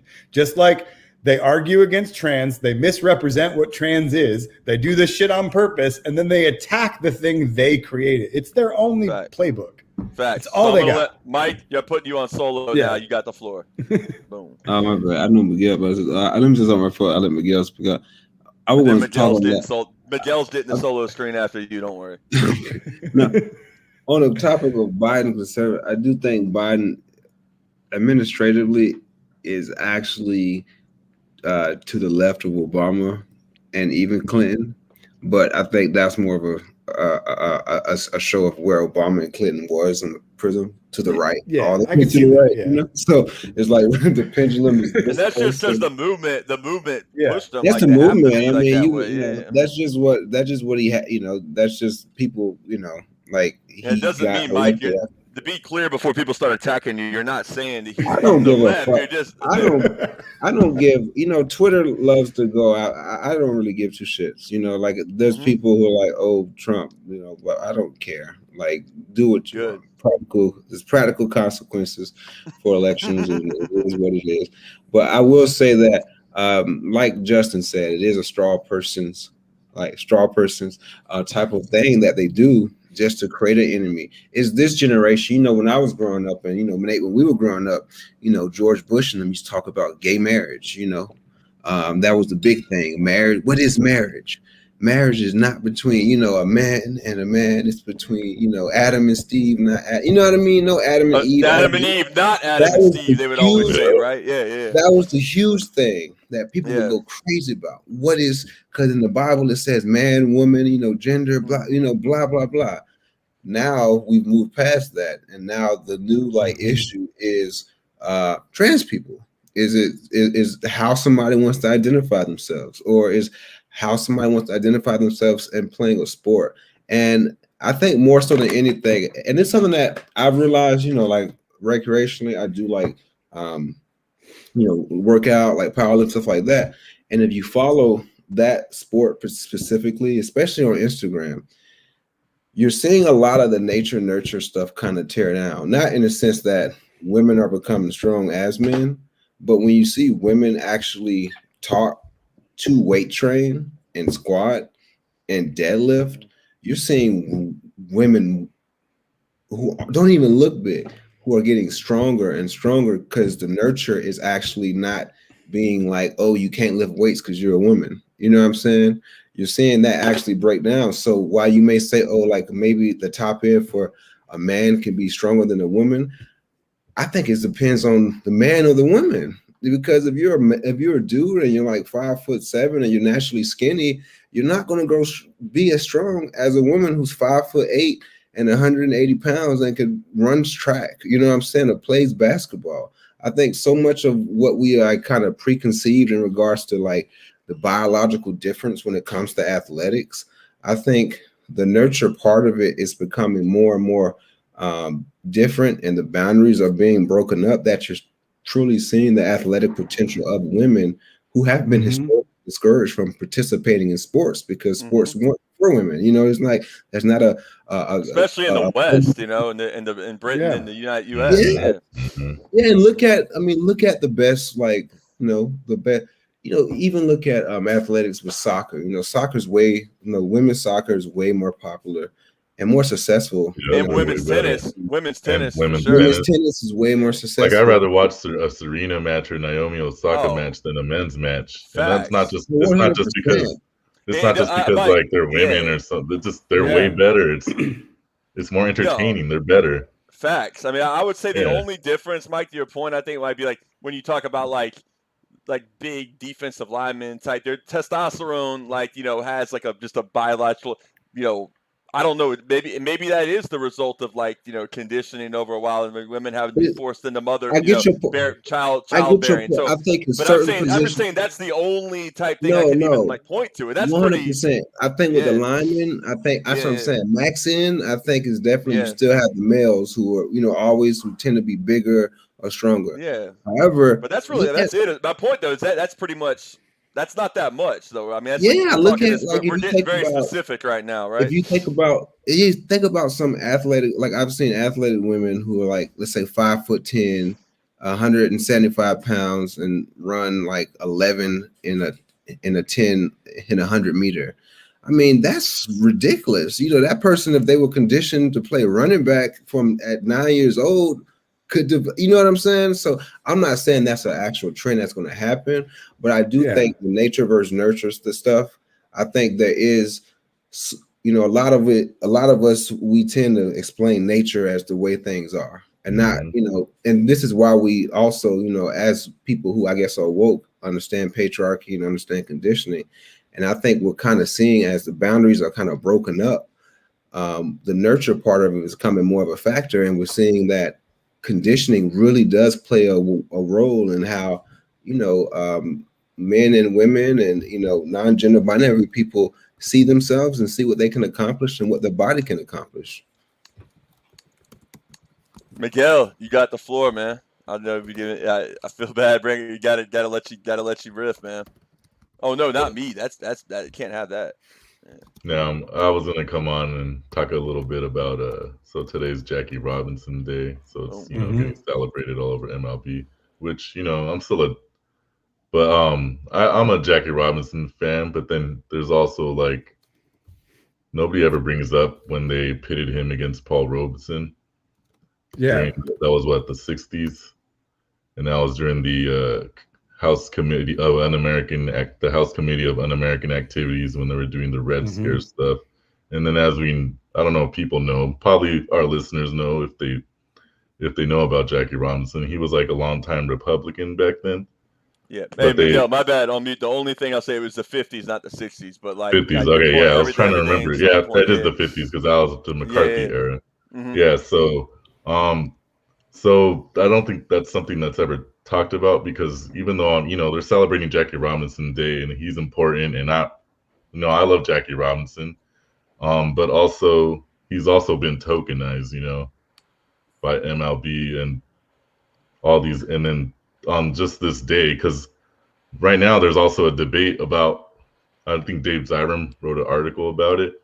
Some people were debating, like, oh, would Jackie Robinson be against the All-Star game getting moved or not?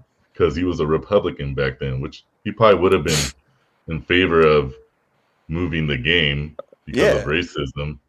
So I don't know. It's kind of like a weird debate that some lame Miguel, if I could jump writing in. journalists have done. Yeah. If I could just jump real quick, I mean, the point is that when people may bring that up, they fail to remember who the Democrats were historically. I mean, these were the Dixiecrat Party. He came up like in amongst like the whole history of like Republicans. I mean, there was the Thaddeus Stevens wing of the Republican Party that if it wouldn't have been like totally screwed over by the fact that Andrew Johnson became president, which is just one of the most tragic events of history. But that's the most tragic thing of Lincoln's assassination was that it led to this reactionary Southern guy who only stayed loyal to the Union because he like had a personal like hatred of like the planter class because he wasn't part of it. He was just like petty bourgeois blacksmith, in South Carolina who ended up going to Tennessee. So I digress, but like, yeah. Oh yeah, so yeah, because Democrats, they were all Southern Dixie Democrats, and that's why Republicans were, Northern more classical liberal, right? So, yeah, all the options were shitty there at that point, but it's worth pointing out. Yeah, so I don't know. So when I've been reading before in the past, about Jackie Robinson and Robeson, it was, pitted against Jackie Robinson. He did everything the right way. He integrated the game versus this communist Paul Robeson. But then it was also like a whole divide and conquer anti-blackness thing where they're pitting Jackie Robinson against Paul Robeson.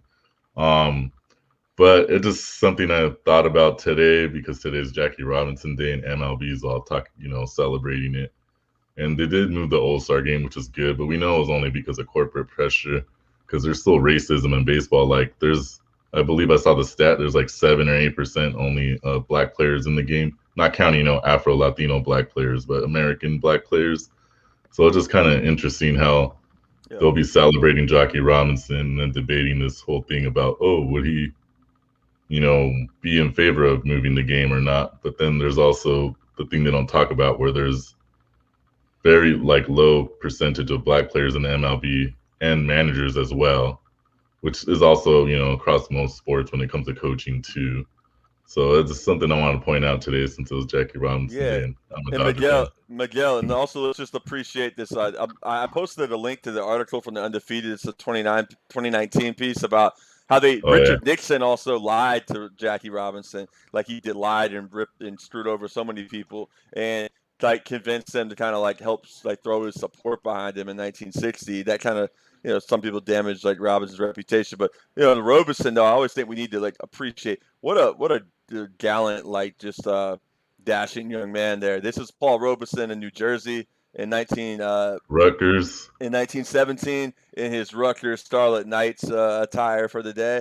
I mean, he was the first black man to actually play Othello instead of some white guy in blackface.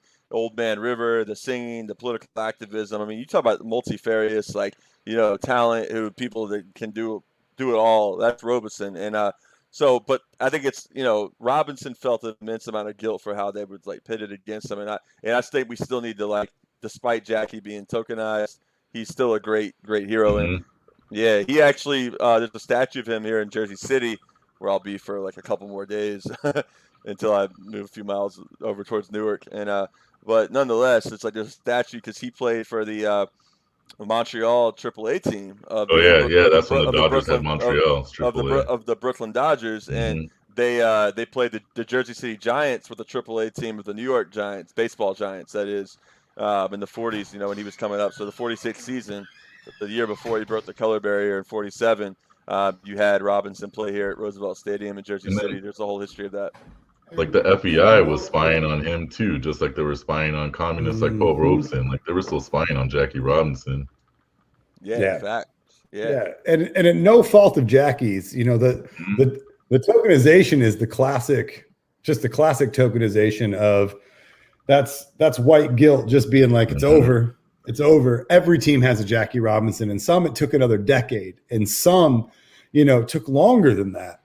And every team had to break that down. And that was just, his tokenization again, was no fault of his. That was just baseball getting to wash its hands and be see, we did it once. Mm-hmm. So it's now over. And we can look back at the first time, and every baseball team, every sport, every basketball team, they all have a Jackie Robinson. Mm-hmm. Yeah, and then we have Larry Doby that doesn't talked about as much with Cleveland. Yep. He broke the American League color barrier. Mm-hmm. Yep. And also, and in a way, it was a way also to, forget about what the Negro League did, and some of the great players that it had, it kind of, gets also left behind then at that point, where it's like, well, that's over. So these records, these players, that they have their own museum in Kansas City. It's worth going to. James Monarch for sure. Hey, Mike. So big game. James Tolman, friend of the show, who we're gonna do an upcoming like a little just sports only kind of thing about Florida State football and kind of some of the history of the rise of them in the 80s and 90s to when big game James played in the early 2000s to when my brother played after the year 2008 when football ended for me, and my brother played from 09 to 13. Winning the national championship. So anyways, he was saying that he went to the Negro League Museum in Kansas City and it was off the chain. It was phenomenal. Yeah. Yeah.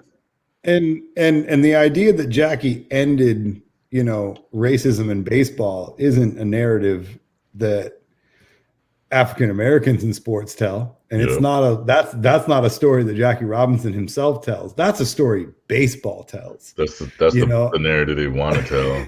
Exactly. Goes back to that white guilt. Look at Jeffrey Maddox here. Yeah, I love it. Go ahead, Justin. Yeah, my first episode, and my first time on with Nate was talking about how, you look at one of the greatest pitchers of all time, Bob Gibson, who came up as the third African American, but played with the first African American that the Cardinals had. And you look at what the manager at the time told them. They sucked at baseball and they should do something else. I really want you to think about that. This is 11 years after Jackie Robinson breaks the color barrier. Bob Gibson's pulled aside by a manager and told, you suck at baseball, find something else to do, when he was still in the minor leagues. I mean, it didn't end anything. You know what I mean? And nothing's ended now in a lot of ways. And that's kind of the point. But that's not as cool of a narrative as just, nope, everyone wears 42 on this one day and we solved it, you guys. How many times have white billionaires pointed at a moment where they were like, we solved racism? It was here, or it was here, or it was here. I had shared earlier in that chat about just even talking about the sport, because you bring up that in regards to baseball, Jackie Robinson breaking through the color barrier, but still ongoing issues with racism, and I guess that still exists, and even the divide that exists. Remember, I posted in, I'm trying to find it. It was that it was the information talking about, and it based it on Democrats and Republicans, so that's not exactly a metric. But let's assume that the Republicans are the overt racists and the Democrats are just the covert, whatever. It showed how baseball, in terms of, so the NBA had the worst amount of no Republican support. You know what I'm saying? They hated them. You know what I'm saying? And I look at the players, who represents that league, how many great white players, Luka Doncic is probably the best, one of the best, the European that plays for Denver, the center. Oh, Jokic. Jokic is a beast, and Doncic is a beast. But I think the best. Yeah, Doncic is one of the best. White players. Probably the best white player, I would say. With all Europeans, no homegrown. That's true. They're not Americans. No homegrown Americans. So, but they had the least amount of support. You know what I'm saying, in regards to support from Republicans or, overt racists or whatever. The NFL, of course, had kind of mixed support, but then it still has support because, and I think about it even from a racial dynamics, you still have, right wingers, even, you saw Brett Favre came out today talking about. Wait, what did Brett Favre say? Oh my God, Brett Favre said some shit. Paraphrasing. He said people come up to him saying that, they wish sports, was didn't have any politics. They stopped watching, like this. It's always been political. Yo, we gotta just. I'm sorry, man, to interject, but Pat Robertson is trending and is tripping out, and we gotta just watch this and react in real time. I'm sorry. This is just. I don't know what to even say, what does he man. do? Like he's going crazy, man. I think a lot of people. This is not 700 or whatever. Like I was that.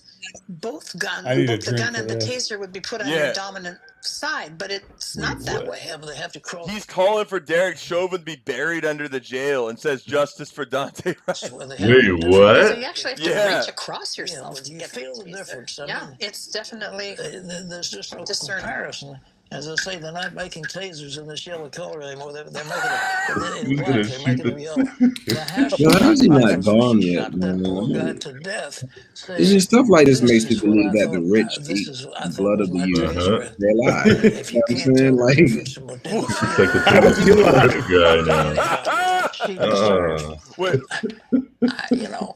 I am pro-police, folks. I think we need the police. We need their service, and they do a good job. But if they don't stop this onslaught, they cannot do this. The police in Virginia picked up a lieutenant in the Army and began to give him trouble. And our state police are highly trained.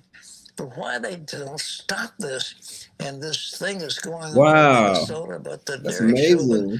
I mean, they ought to put him under the jail. He has caused so much trouble. Pat Robinson, that's my guy, Comrade Robinson. He's terrible. Pat Stalin Robinson. He's even wearing a red sweater. He's wearing red. Maybe they need more training. I need a moment. Even the lady has yellow. Love y'all. I gotta head out. I gotta take care of this. Mike, appreciate it, man. Appreciate always, y'all, brother. Peace. Wow, man. Justin, you think it's like the right-wing judges siding with college athletes getting paid? Yeah, that was weird. Yeah, Justin. Yeah, it was Clarence Thomas. You're right. Yeah. Get into that. But Justin, you want to start with your stuff next week, so we're not putting you at the end of this, or do you want to get it done tonight? No, I don't mind. I don't mind saving the Lions until next week, man. There's so much to get into with the Ford family. That's what I'm saying. I don't want to short. If I start before, got a few more minutes left, man. Yeah. If I start, especially if I start, obviously like they didn't. William Clay was the first. Henry Ford's kid was the first to buy him. But obviously, I got to start that with Henry Ford, and then we got to get into the fact that he was a fucking Nazi, like a literal Nazi. He was a Nazi. Yeah. He's the one that made that cabal book that's famous. I forgot. I saw someone tweeting about it. But I got a question. I got a question for both of you, and I got a question for everybody in the chat. And that is really quick, just a little bit of random trivia. And that is that the Ford family first bought the Lions. So William Clay Ford bought the Lions in 1964. Okay, that is 7 years after their first and only championship. Back before it was Super Bowl, back when you just had the NFL championship, which they won in 1957. But the Fords bought the team in 1964. So the question I'm going to pose to all of you, how many winning seasons have the Lions had since 1964? All I'm going to say is Curse of Bobby Lane, man. Curse of Bobby Lane, all right? So 4 very Sanders. Come on. We got guesses. We got to have guesses. 6. How many? You say 6? Yeah, it's low. I'm going 6. Yeah, I'm gonna go 7. 9. 7? No, I'm gonna go 9. 9. Price is right. I mean, 9 winning seasons. Shout out to the Stitch, bro. remember, really quick. It is 1964. Let's see how many. That's before the Super Bowl. That's before the merger. I am terrible at math, but anyway. That is 57 years of Ford has owned the Lions, and how many winning seasons have they had? Neil, 1 question mark. By the way, Jeffrey Maddox, you cheat? Did you cheat, Jeffrey Maddox? Did you cheat? Did you look this shit up? Did you cheat? He nailed it. 15. They've had 15. Oh, higher than I thought. Well, but like Wayne Fonts, and Barry Sanders, and Scott Mitchell. Yeah, the 90s. They had a few wins. Yeah. Man, Scott Mitchell, by the way. Remember? Scott Mitchell. My gosh, Herman Moore. Like Dan Marino's backup. Oh, he's right. He's prime, man. He's the Jimmy G before Jimmy G. He's like waiting in the wings. What do we need to do to save the Lions? We need to give Scott Mitchell a shit ton of money. How'd that work out? Yeah, exactly. How'd that work out? I mean, Detroit what? There's a lot. Yeah. My point being, there's a lot to get into. But I mean, we're just doing a preview right now. Yeah, a family to own a team over 5 decades and have 15 winning seasons, but never change the way they do things. But also, you want to talk about a family, a lot of people forget who the Fords married into. It's like a modern day fucking monarchy. The Ford family married into then the Firestone family. So it's just automotive fuckery all around. I mean, there's a lot to get into. There's a lot to get into. That'll be next week. I'm going to center Miguel right now to let him just riff on whatever you want to riff on in sports world, because we brought you on. We got to give you some more airtime. Also, maybe some Dodgers shit. Maybe you can tell us a little about the Dodgers owners if you want to, man. I don't know. So Dodgers owners now are some billionaire hedge fund guy, Mark Walter. But the shitbags, the fucker who was like it was just so pathetic. Frank McCourt. Yeah. So we're talking about really shitty owners before the Dodgers' new owners, who they're capitalists. They still suck, but they actually. But at least they want. At least they want to win, though, right? They actually spend their money to actually win. Frank McCourt's one of those capitalists. So he just wanted to profit off the team and not, he made the minor. Right? Like the Dodgers, in the history of the Dodgers, they've always been known to always have top farm systems. Like Branch Rickey started with the Cardinals and created the farm system with the minor leagues, right?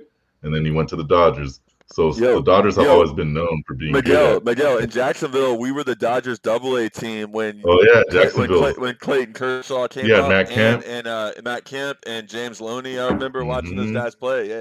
Yeah, that was one of their best teams, and that was during Frank McCourt's ownership. So he bought the team from another billionaire. He wasn't a billionaire, but he bought it from a billionaire, which was Fox and Rupert Murdoch. And before that, obviously, the Dodgers were owned by the O'Malleys for a long time. But Frank McCourt literally bankrupted the team where the MLB, I think this was in 2011 or 2012, had to take over the Dodgers, and they had to file for bankruptcy. They had to remove Frank McCourt from ownership. And during this time, he got a divorce from his wife, and his wife they were trying to battle for the ownership of who's going to get the team. And they were spending their money on all this stuff. And Frank McCourt, I believe, is from Boston originally. And he's made all his money from owning parking lots. So he's a guy who owns a parking lot, charges you like $50 to park your car, right? So that's how he made his money before he bought the Dodgers. But when he bought the Dodgers, apparently he used a lot of like loans to buy the team. But Selig still sold the team to him for some reason, or let him buy it from the Rupert Murdoch. But then eventually MLB, took over the team because he had to file bankruptcy. But he still profited it because the team that bought it went to the highest bidder, and it went to Mark Walter, which he runs a hedge fund. Can't remember the name right now. I know the name of their hedge fund, but I can't remember on top of my head. And then Magic Johnson is also a partner, and he's pretty much like the face of the ownership, along with Stan Kasten, used to be a Braves executive. But anyways, Frank McCourt now, I think he owns a team in the French soccer league. He bought a team, and now I can't remember the name of the team. But he made billions of dollars off bankrupting the Dodgers from selling the team. So, and he had to pay his wife like half the money, and he still came up with $1 billion. So he bankrupted the team and still made $1 billion. And now he owns a soccer team in Paris in the French soccer league, which is one of the top soccer leagues in the world. And now apparently that team is having trouble with finances. The last time I checked. So there's my rant on it's that's his racket. That's his racket, I mean, some owners, it's just, that's the way they do it. That's just how they do, man, You know, I mean, it's a spreadsheet, and as long as you come out ahead at the end of each year, you know, I mean, it's like Paul Allen. I don't know.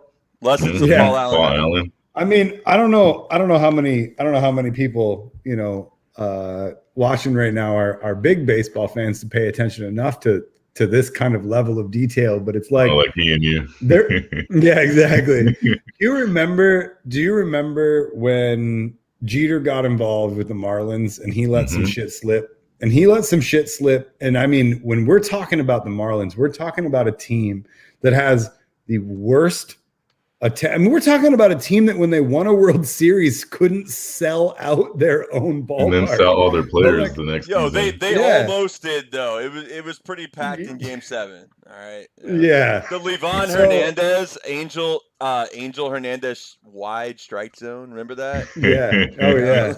So it's one of those things where like this is for all intents and purposes one of the. I mean, if you're gonna bet off of just making money, this is one of the least successful franchises there are. You have a bunch of snowbirds that have loyalties to a bunch of other teams, like the Yankees. It's like, you know, I'm a Yankees fan here. It's all good. Hey, I mean, I'm a native Michigander living all the way out to as far west as Washington. You still had people that went to Florida, the snowbirds. You know what I mean? Like the point is, it is just an influx of people from somewhere else with different loyalties, you know? And even though you have a lot of Miami pride, and there's a lot of legit Dolphins fans and things like that have been there forever, Marlins fans don't really exist. Like the team isn't old enough. There's like, what history do they have? I mean, my point is, and they have 2 World Series still for exactly, and they are an unsuccessful franchise in terms of fans, revenue, and all of this. But they got 2 World Series, my man. Yeah. Can't take that away. But when Derek Jeter bought into their management or into their ownership recently, he said something that I thought this would at least be a story. It never was, because of course it isn't. I mean, I guess it just doesn't jive with the way that sports works. But like, it was huge to me when he was like, yeah, we turned a profit last year. They had the lowest attendance in MLB history. Nobody came. This wasn't COVID times. I mean, nobody came. They sucked at baseball. They still had a fairly large payroll. They made money. And that's kind of the point of like where this kind of gets down to is like how someone can tank a team and become more successful. Like it's actually possible. And they don't do it based on fan revenue, which is crazy because that's always their narrative, right? It's like, we do this for you, the fans. No, TV deals will make up what? I mean, you can sell 10,000 tickets at a 40,000 seat stadium. And as long as you got a TV deal, you'll make up that revenue. It doesn't matter. Sales won't matter as long as you got that TV revenue coming in. Yep, exactly. Which then screws over fans. Revenue sharing. So if you already get shares from like teams like the Dodgers and Yankees. Yep. It's one of those classic things though, where that was, you know, and he hasn't said shit like that since, which means I think somebody was like, dude, you need to not say stuff like that out loud, because you got to be able to do what GMs are supposed to do, right? Like GMs are supposed to say, ooh, we got to tighten the belt. They got to pull all that shit and tell the fan base why don't expect. And here was Jeter, just kind of his first year as an MLB exec, just kind of saying, I don't know, we made money. He's not knowing the ropes of ownership. Like, hey, that's not what you say. It kind of still came from like maybe like his player point of view, or the way he looks at it. Yeah, Jeter, and those Jeter's like his own unique like being. You know, it's not even like he's not even like a player. He's not an owner. He's just the aura of Jeter in the city. You know, it's like people like talk about him as if he's like. He's not really fully like a human, but he's not. Maybe he's mortal, but maybe not. You're talking about the pride of Kalamazoo, man. You let that go. Yeah, Kalamazoo Giants, my man. Kalamazoo Giants, right? It's one of those things. But sorry, I gotta cut you off, Justin. Is the curse of Bobby Lane real? We'll talk next week. We'll save the curse of Bobby Lane. That's the teaser, my man. All right, fine. I'll stop sharing the screen now. Go ahead. But Miguel, what I want to say though is that it's and the worst part about a statement like that, and the worst part about what these owners do, is they say shit like, "Sorry, fans, but here's the realities." Well, no, we know the reality is you can suck at baseball and have no attendance and still make money. So that's the reality. We like that cat's out of the bag. And how do you make that money with the TV deals? But what hurts fans more than blackouts? So it's like the ultimate lie, where it's, nope, we do things. Sorry, fans. Here's why we have to explain to you like why we're unable to give you a better product. They're lying about that. They still make money. And then they literally get in this situation where they make all that money by screwing fans.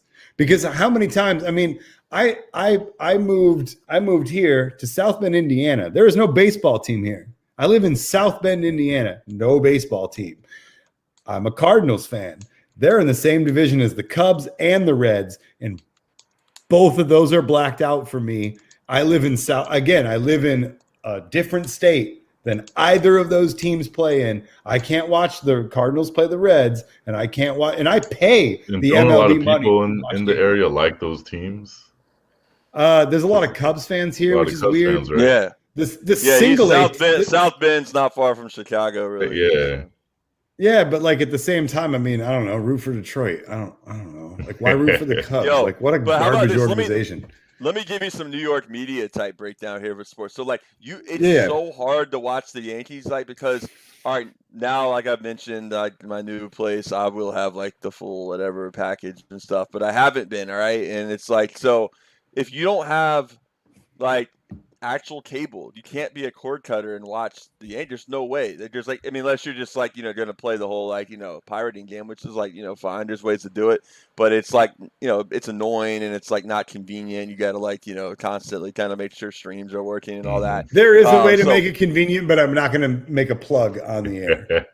I recently found something. Plug for the people. Plug for the people, though, man. I mean, not for him. I mean, if it helps, helps people out. At least you got Mike Pence, Jeffrey Knight. Yeah. Mike Pence, who lost the governorship, and you got Mitch Daniels, man. I mean, how can you beat that, right? So I will just throw out there that I have cut the cord from MLB and paying, because he streams. Just HE streams is one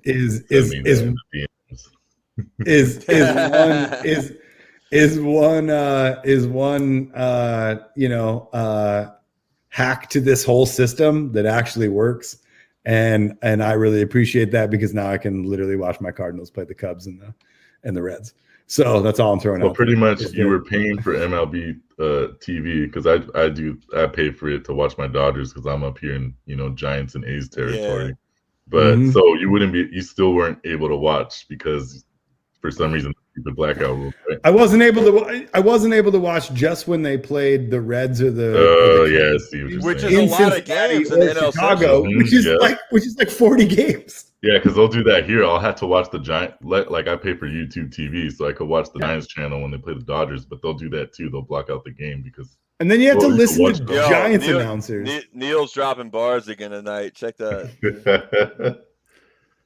Hey, Mike Pence lost here because he wasn't conservative enough. I just want to throw that out there. Wait, Neil, how's the chemistry homework coming along, by the way? I know at the beginning you said, I mean, look, you might need, we love you on the stream, but, I don't know, man. You might be time to hop on this books. Let's see what was it again, Neil? You got pre-chem or what? I don't know. Whatever, man. Sure. Anyways, Justin, sorry, man. Neil can handle his homework. Yeah. It's all good. It's just that's the racket, right? Like that's the racket. Oh, I'm sorry, not enough fans come, so we don't have enough money. Well, now we know that that's not true. Well, why don't but you still made profit. How did you make profit? Because you fucked fans over. It's like the same thing over here. The Oakland A's will do that, and they keep doing Moneyball. But I'm like, the owner is actually billionaires, and they're in the Bay Area where everyone's rich. But their excuse will be that the Coliseum, so like whatever. But it's like that's bullshit, man. Like, I mean, there's I don't know. They're either gonna move to San Jose or Las Vegas. It sounds like now. I mean, but I don't know. God, why is everything in the Bay Area going to Las Vegas? For real. Well, on the East Bay, at least. I mean, like there's, or you're right. Even like, but even San Francisco, the 49ers are like the Santa Clara. Yeah, they're pretty much in San Jose. They're in Santa Clara. They're like 40 miles away from San Francisco. They beat. I mean, they officially beat Foxborough. Yeah, the Giants and the Jets play a lot closer to freaking New York City, Manhattan, than the Patriots or the 49ers play to San Fran or Boston. I mean, not even the Patriots themselves Los Angeles, but they play in Anaheim. Yeah, the Patriots will tell you Rutherford, New Jersey, New England, not far from Manhattan at all. So it's like, But New England doesn't claim to be a Boston team. That's how they get away with that bullshit. But anyway, San Francisco. They are a Boston team. Yeah, though. I know. I mean, I was in Boston in November 2019, and Julian Edelman had his own pop-up shop type thing, and people were like wrapped around. Like I was just going for a walk, like in the neighborhood, and like. It was a day I was up there. Well, I was doing a few different things actually, but part of it, like FSU was playing Boston College the day before. But I also have like my mom's like stepsister up there, and but anyways, I was just walking around and I'm like, what's going on? Like all these like this dude's wearing like a Sons of Belichick, like Sons of Anarchy looking like biker jacket thing, man. And then I'm like, they're like, oh, we're trying to like see Edelman, we're trying to see Julian, and then I realized that he's just standing out there like, yo, what up, taking pictures, like he's got his big security crew and stuff, like just making like $100, charging these fans $100 an autograph, Wow. Just chilling, boom, boom, yo, get out of the way, boom. All right, cool. I gotta be honest, I rip on shit like teams being as far as like Santa Clara and like teams being like super far away. but those 15 years that I lived in Seattle with both the Mariners and the Seahawks playing right downtown on the only north-south throughway in the whole city. And they're right next to each other, all the stadiums. And in the whole city, you can take 99 or you can take 5, but they're the only ways to get north and south, and that's it. And on game days and you're sitting there, I got to be honest, those are the days where you're like, I wish these teams would like move. We're in Tacoma. Or like just move anywhere that we're just out of here. Like, don't they play, what is it, the Seahawks train in Renton, Washington? Yep. What is that? Just some random suburb, I guess, or what? No, it's a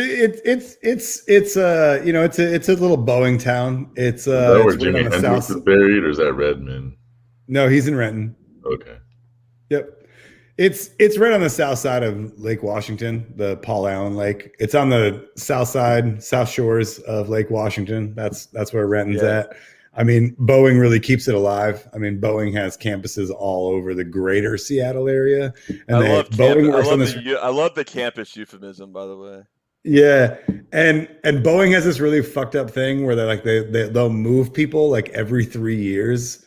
So you can't buy a house strategically to where you work because they might move you like 40 miles north, or they might move you 30 miles east, or South Carolina, or fucking. It's just what they do. It's just what they do, Because they're Miguel, can you give us our Sacramento Kings weekly roundup report or something, man? What's up with Rashawn what's his name? Rashawn I'm tripping. He's on my fantasy team even. Like Rashawn Holmes, man. He's been Boston this year, man. Yeah. Yeah, he's from on my Bowling fantasy Green team too. Yeah. He's probably him and Fox are their best players coming from an outside point of view, because I'm a Laker fan, but he's injured right now, right? And he's on my fantasy team too. So. Look at. They got Whiteside playing right now. Boom, there he is. Yeah, that's right. Hassan Whiteside, the Sacktown unis. They're like it's amazing. I thought for the longest time that the Kings were going to be the team they just moved up to Seattle and turned into the Sonics, but like they you gotta give did. But like I gotta give it to Sacramento. What enabled them to survive, because they are, I think, the most anonymous, other than the years they had, Bibby and Doug Christie and Chris Webber and that whole bloody Divac, just they were fucked over by the Lakers years. Yeah, exactly. Yeah. And Phil Donahue. And Phil Donahue. Yeah, Phil Donahue. I will admit they probably did get rigged in that game. Totally got rigged. Come on, how many fouls? How many fouls versus that fourth quarter? That fourth quarter. That was insane. It was like 40 fouls to like a couple. It literally was like 40 fouls to 3. I was in high in school the fourth quarter of a pivotal game, and I don't even think that was like pernicious to make the Lakers win. Game, man. The crazy thing no, it was game 6, and game 6. There was still a game 7 after that. Yep, and I actually think that it wasn't to. I don't think the NBA is the kind of thing that like says, okay, we want this certain team to win, but they are a revenue generating league, and I think that was just to force a game 7.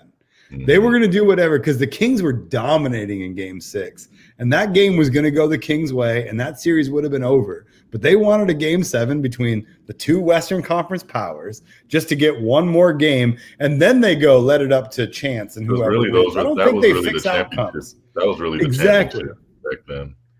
Yeah. Oh, so we got to respond. MT. So like moral support, your team. Yeah, I mean. You went to the World Series one year, and lost to the Red Sox. They just traded arguably the greatest Rocky ever, and to make Justin happy there. And I wanted him to come to my team, and not even for good Cardinals prospects either. I mean, I know the best deal would have been with the Dodgers, honestly, because you would have gave them better prospects, but the rivals, though. I mean, it's absolutely insane. Why would Arenado want to join a team where he's just another ball player? Because that's what the Dodgers are. That's what the Dodgers are. Because he's from LA. That was probably the only reason he wanted to come. But I mean, I'm just saying. I don't know. We don't know what happened in that back room. He had a no trade clause. All I know is he's good friends with Yachty, but he's also from LA, and it was going to be one of us. It was going to be one of us. He could still opt out, but I think he'll stay with you guys.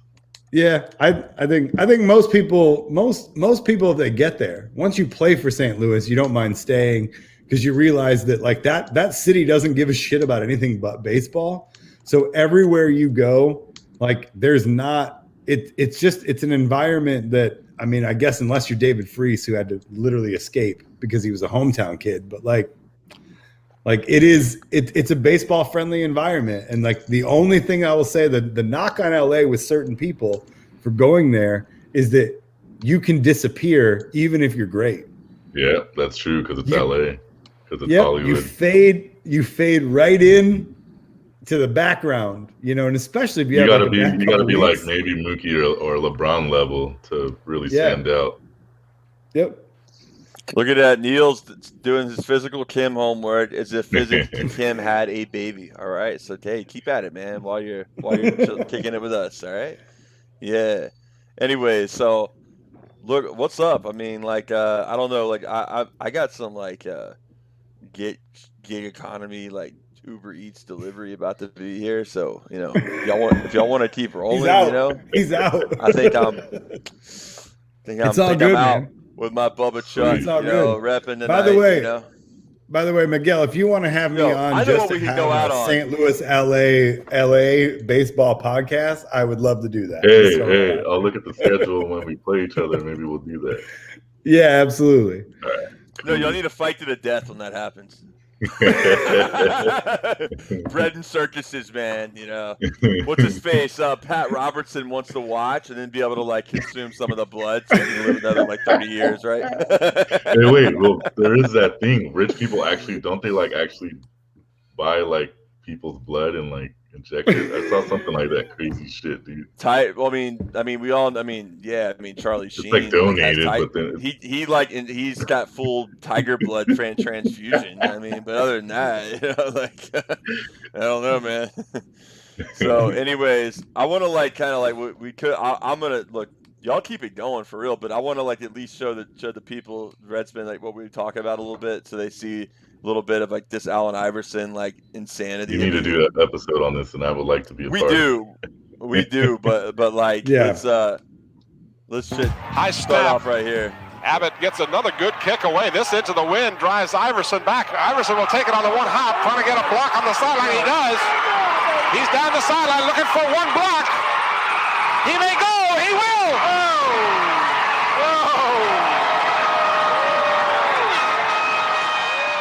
Football was like my favorite sport.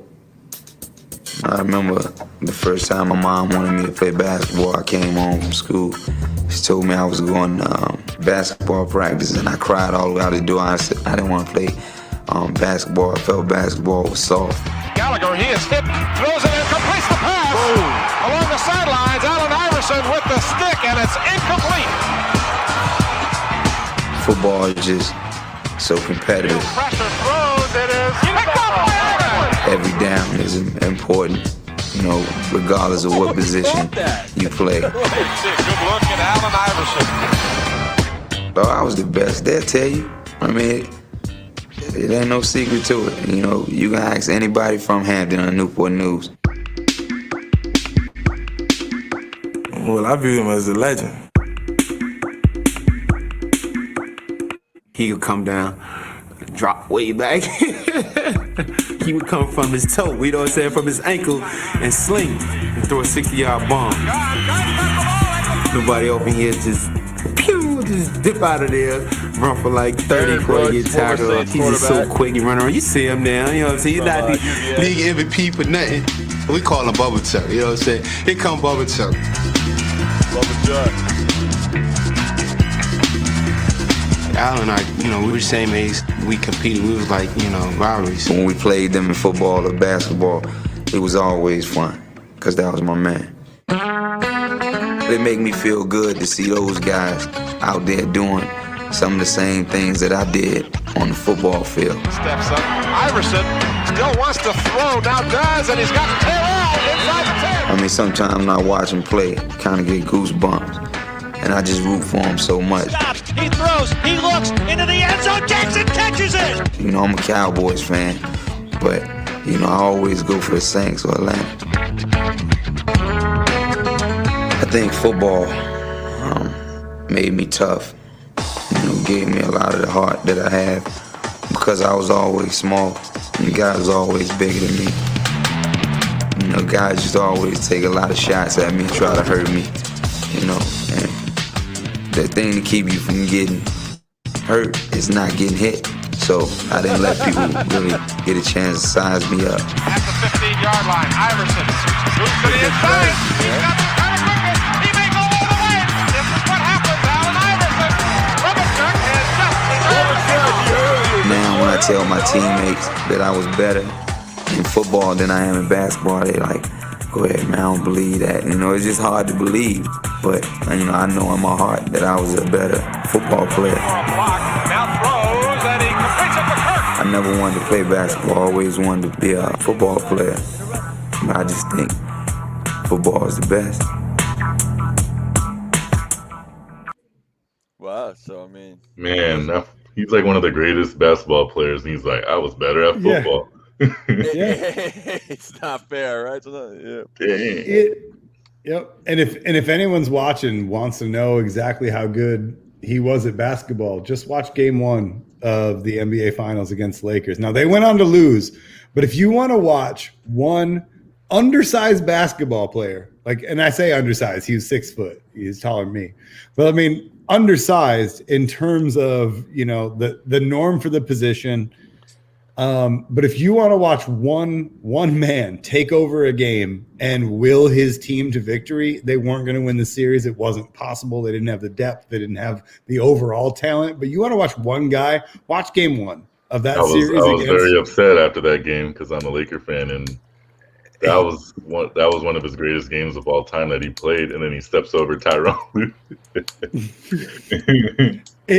It was, but like, and I mean, ruined you the knew Lakers. The Lakers were undefeated throughout that whole playoffs, and their only loss was to Allen Iverson in game 1 of the finals that year. Yep, it is just it's one of those things where it's one of those games where you watch one person, just one person go, all right, we might not win the war, but we're gonna win today. Like, we will win today, and he willed that. I mean, and then for him to say, this is my... Go ahead, sorry.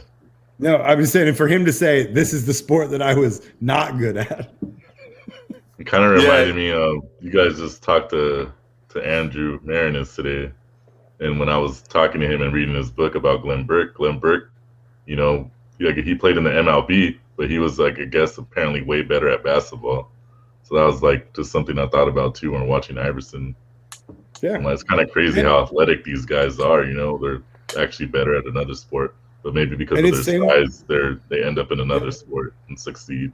Well, it's usually the other way around. Like guys in the NFL, they can hoop. But basketball, it's like their rosters are so small, and a lot of dudes will just say like, "Man, I just had like more opportunities, like offers to play big time college football." So like all those basketball players that end up tight ends in the NFL that played in college, like Jimmy Graham comes to mind. Antonio Gates from Portland State. Yeah, Gates from Portland State, but.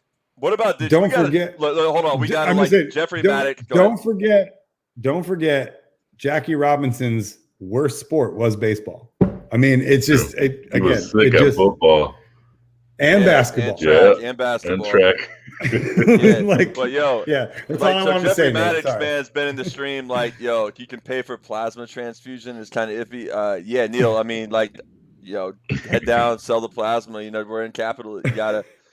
I see signs for it all the time, man. I mean, homeless guys are like, I need some money to get plasma, But anyway, so we got to hit on Nebraska a little bit. Jeffrey Maddox, the second's been here, the whole chat. Tyrone was the only good Nebraska. Yeah, Nebraska basketball, man. Whoa, that's been that's not full of glory. But what I will do, Ty Lue's from Nebraska. Ty Lue. Yeah.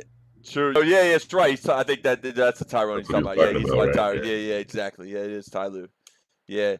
So, but I will pull up a little clip of Nebraska Cornhusker football 1995. I mean, it's arguable. I remember that team as a 10-year-old. My dad was grew up a Florida fan, and had was out there in Arizona because Florida was undefeated that year, first regular season, but undefeated, in Nebraska just annihilated. That's what had Lawrence Phillips and Frazier at quarterback, right? Tommy Frazier, who's from Florida and didn't get recruited because he got recruited as a receiver by Steve Spurrier. Let's see. So I'll put on something real quick for Jeffrey real quick. We'll check this out, and then because I think people just you're interested in sport history and stuff. It's it is pretty wild, what they did in that game. So when Florida had Danny Warfel at quarterback. That's exactly right. Yep. Okay. Absolutely. Yeah. So let's see here.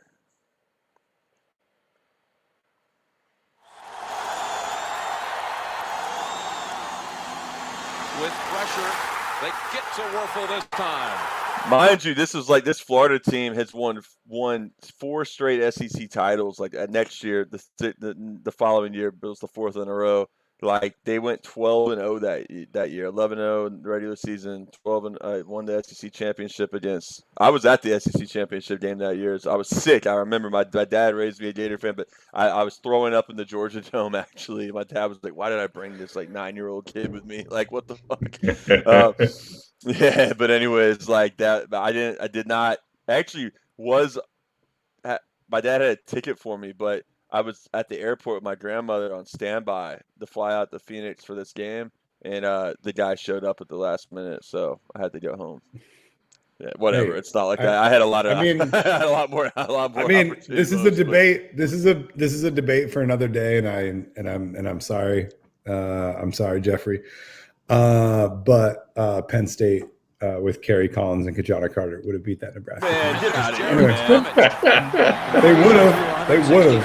Kajana Carter, who got lowballed by Mike Brown in the Cincinnati Bengals, and but then he was wearing. He wore. I'm just saying, we're all robbed as fans in Cincinnati. That they just wore. They get to wear basketball shoes, playing there at Riverfront Stadium, and he wore the just Air Jordans and had a gruesome injury there in Cincinnati. We're all robbed as fans. Is my point? Is that year 1995 we should have been able to see Penn State, Nebraska play, but we didn't because the Gators. Yeah. Here goes Lawrence. The Gators were undefeated, man. That had been fairness. So was Penn State. Penn State went undefeated that whole year. Hey, there's only two. Before BCS. There's only two that random sports writers pick. The coaches in the AP pool. That guy who made the tackle was the one who invented the Gator bait chant. Like, obviously not having any, like, the black dude Lawrence Wright from Miami. He was mad he got taken away because he's like, I don't know anything about that. I created that on my own. Like, This guy here, number 4. The smooth option operator keeps it. The smooth option operator. I didn't mean to rewind it that much, but here it is. That triple option. There he is, Lawrence Wright. That's Mr. Gatorbait right there. For those of you who don't know, there's a whole dubious racial history of that that I won't go into right now, but you can look it up. Frazier looking left side now, wide open over there. Phillips inside the 10. Lawrence Phillips scores the game's opening touchdown. Jim, Nebraska has done it. Sorry, we don't need replays, Jeffrey. Jeffrey, I actually think that the Michigan Husker, Michigan-Nebraska game would have been one thing, but I actually think the 95 Penn State-Nebraska game would have been. Phillips breaking one inside the 10, a touchdown, Nebraska. Unbelievable. He was a beast in college. This is, by the way, not a great guy, to be honest. He did some terrible stuff. But anyways, he actually was the Nebraska radio network. He from prison would have him come on and analyze do post-game analysis and stuff. Yeah, in the last decade or so. I'm not sure they still do it, but he did some really gnarly bad stuff with domestic violence. But anyways, but we'll stop it there. But that was just little love for Jeffrey showing up in the chat there. Let's see. Let's see there. We'll have to do that sometimes. We'll maybe have to bring you on sometimes. He said, Jeffrey, we might have to bring you on. Y'all can battle it out for Justin and Jeffrey for who's got the best. The same actual flag. 97. I think that was the year Woodson. No, I'm talking about background pit. Yeah, it was. Woodson won. The Tennessee fans are still mad, but that's how it went. That's how it went down. My favorite Raider, Charles Woodson. Why are Tennessee fans mad? As long as Peyton Manning's your quarterback, you cannot win a title. That's just the way that goes. They won the SEC championship in '97. That's not a title. That's not a title. That's not a title. That's a conference. Don't tell Tennessee fans that, all right? Didn't they win with T. Martin? They did the next year. Peyton Manning. Yeah, exactly. Yeah. But the only difference between Tennessee not winning a national title and winning a title was Peyton Manning leaving.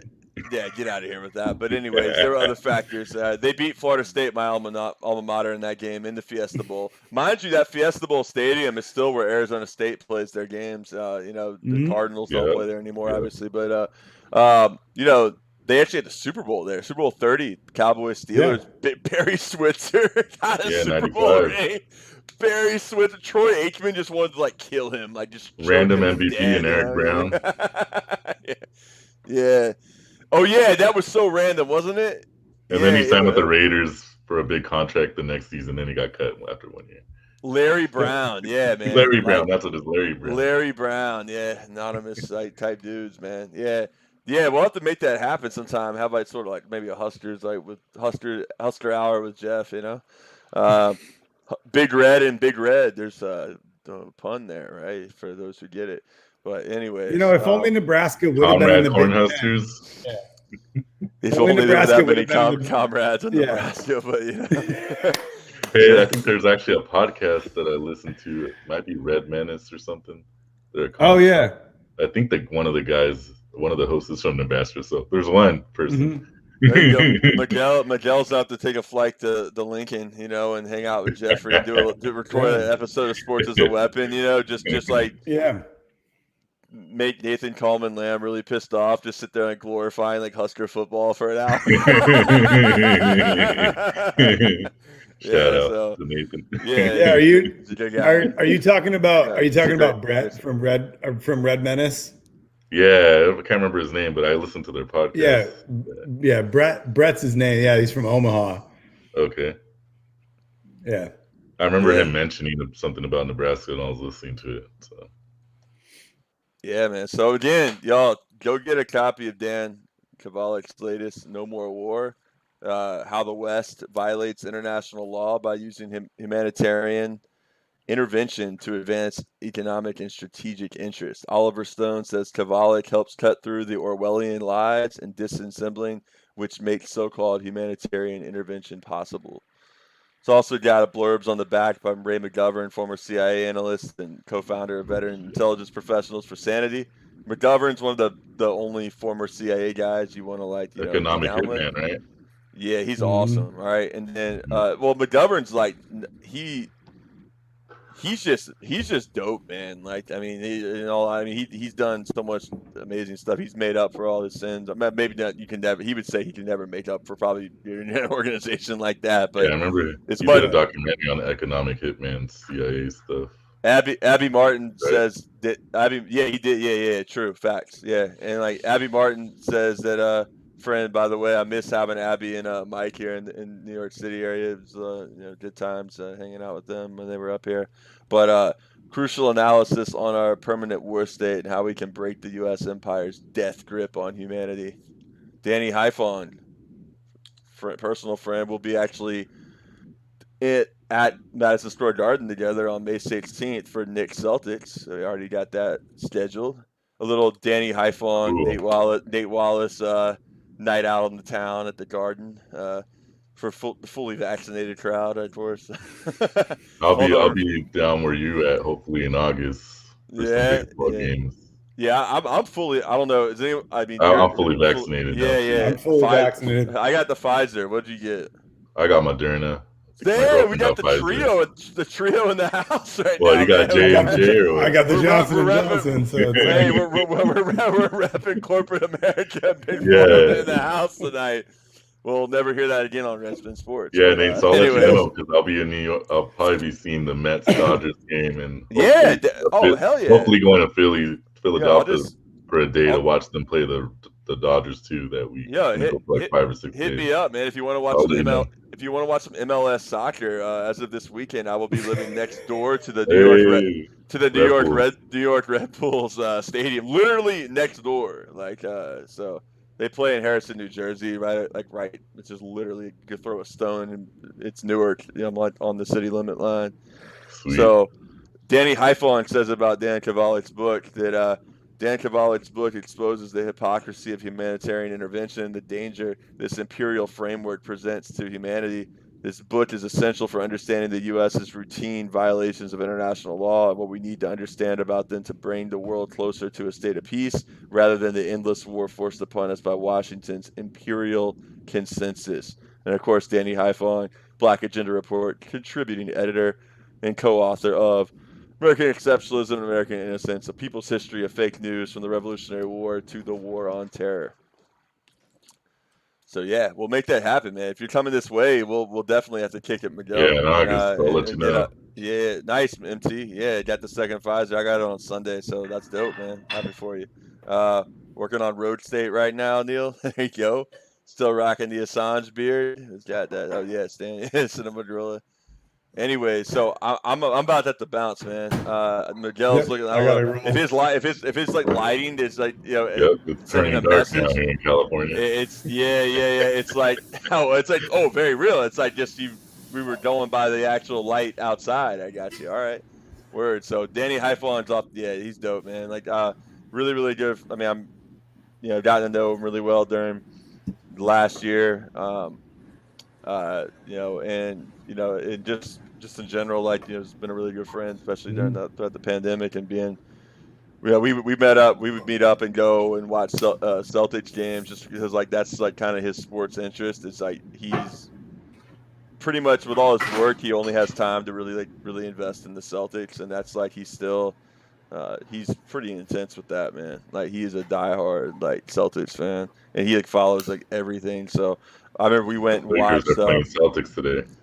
we were like we went to like sports bars like a couple of times last summer where it would be like outdoors and like in Manhattan, and they just had the TVs outside and stuff like that, and we were just like kind of just boredom and just cabin fever. But of course we were trying to keep it safe. Of course, New York City had a lot better protocols for stuff like that than my home state of Florida, where you just pack it in anywhere you want, basically. So, anyways, I'm going to peace out right now. Neil, Jeffrey, MT, Cinema Gorilla, we appreciate it. It's been, y'all really contributed a lot to the show, a lot to the conversation, and like just kind of helped me kind of figure out which way to take my ADHD brain, which direction to roll with. So, I appreciate it, all right? So, I'll be back. So anyways, until next time, Miguel, we really appreciate it. Check out, check out his interview with Andrew Marinus about Glenn Burke. It's really an amazing story. In fact, I lied. I'm not done yet. I got to show you a quick video about Glenn Burke because it's like the most amazing story that nobody knows crap about. Like, it's absolutely wild. Like, and you really wonder how like we kind of showed this last week, but this is just less than a minute. This is what is this LGBTQ Nation? It just came up, so this is less than a minute. That's why I picked it. But I just want to give a quick synopsis. I mean, it's not even fair to say synopsis, but like so people know who Glenn Burke is, and actually it'll be dope because Justin's going to handle that. That'll be his first solo interview here with Redspin Sports. Also, we didn't get into it tonight, but the stuff that's going on in Chicago now with Adam Toledo is just insane. Chicago, I don't want to show the video right now. I mean, like whatever, you could go on there and watch it. I haven't even watched it yet, but it's messed up, man. Yeah, it's hard. And then the Dante Minnesota's. Check out Unicorn Riot right now. They got 6.5K right now streaming. I'll probably do that when I hop off here. But before we do that, just let's check this out real quick about Glenn Burke. All right, and Rob Smith. In honor of Black History Month, we are honoring the following great people who were so far ahead of their time, in a time when their memory is more important than ever. Did you know the first openly gay player in Major League Baseball already played way back in the 70s? His name was Glenn Burke, and he played in 4 seasons and 225 games from 1976 to 1979. During the entire time, he refused to stay in the closet. His teammates were well aware during the entire time, despite the bullying and taunting he endured. In 1994, he told People magazine his mission as a gay ball player was to break stereotypes and that he thought it had worked. Burke died of AIDS-related causes. I love that image there. Like he did the look of determination, like on his face right there. Mm-hmm. It's like really like, it's powerful, man. Like, it's 1995. Anyway, so like that it's just there's a lot to get into, man. And it's gonna be a good interview, and Miguel, your interview was really awesome. Thank you. Shout out to everybody. Yeah, great job, man. Writing that book was really good, and then it's a story people should know about Glenn Burke. Absolutely. And he also invented the high five, so we all do the high five as sports. Yeah, it would not exist without him high fiving Dusty Baker. Mm-hmm. Yeah. Oh, the host is from Omaha. You said on that. Yeah. I got you, Rev Left. Yeah, man. Yeah, Jeffrey, we'll have to catch up, man. I'm gonna have to go eat some dinner, hit the sack. We are back. My second day of back being in. Although we're not actually teaching like today and tomorrow. Yes, today and tomorrow we're like getting our classrooms ready, which is like kind of nice actually. But it was like a time capsule, man. I went in there after like 13 months or whatever, and just like all this stuff was just the exact same way. I mean, they'd be like clean, but it was just like I'm like. Behavior charts, from like last year, like all this like other like these like folders of like student work on paper that's like gonna like not really exist anymore. Like it's crazy how Bill Gates and the tech people have like used it as a way to like exploited the pandemic as a way to like make sure they like totally like digitalize every aspect of like education. Like, oh, it's just great. So your kids have to use Chromebooks too. Yeah. You know, That's like every school when I was substituting. And I was out when I was substituting. It was in San Jose, so it was Silicon Valley. So yeah, Chromebooks and Google Classroom, my man. Chromebook. Everything I do is through Google Classroom. That's what we use our platform in my district. And so Google Docs. Check your Google Drive. What did I post on Google Classroom? I literally write the word and say the word Google. It makes me sick. I'm not like proud to say this. It's like it's what it is. But I mean, the alternative is what, using Microsoft Teams. I mean, like, whatever, you know. That's what my work uses. They don't use Zoom. I don't care. I just our district just like has the Google set up, so it is what it is. But because the reality is that for Google, it's like doing all that for free is like great. Then they're getting people used to it. They're getting kids at a young age really used to it. Like, oh, you can save all your work. Oh, we can also brand loyalty. They say they don't mind the data of students in K to 12, which I don't really believe, but whatever. Yeah, lying. Yeah. On that note, I'm out. All right. So it was great. Everybody in the chat. I'm not good at saying goodbye, but goodbye. Yeah. Have a good night. Thanks for having me on again. For the 5th time. Absolutely. Always, man. Appreciate it, Miguel. All right. Later, peoples.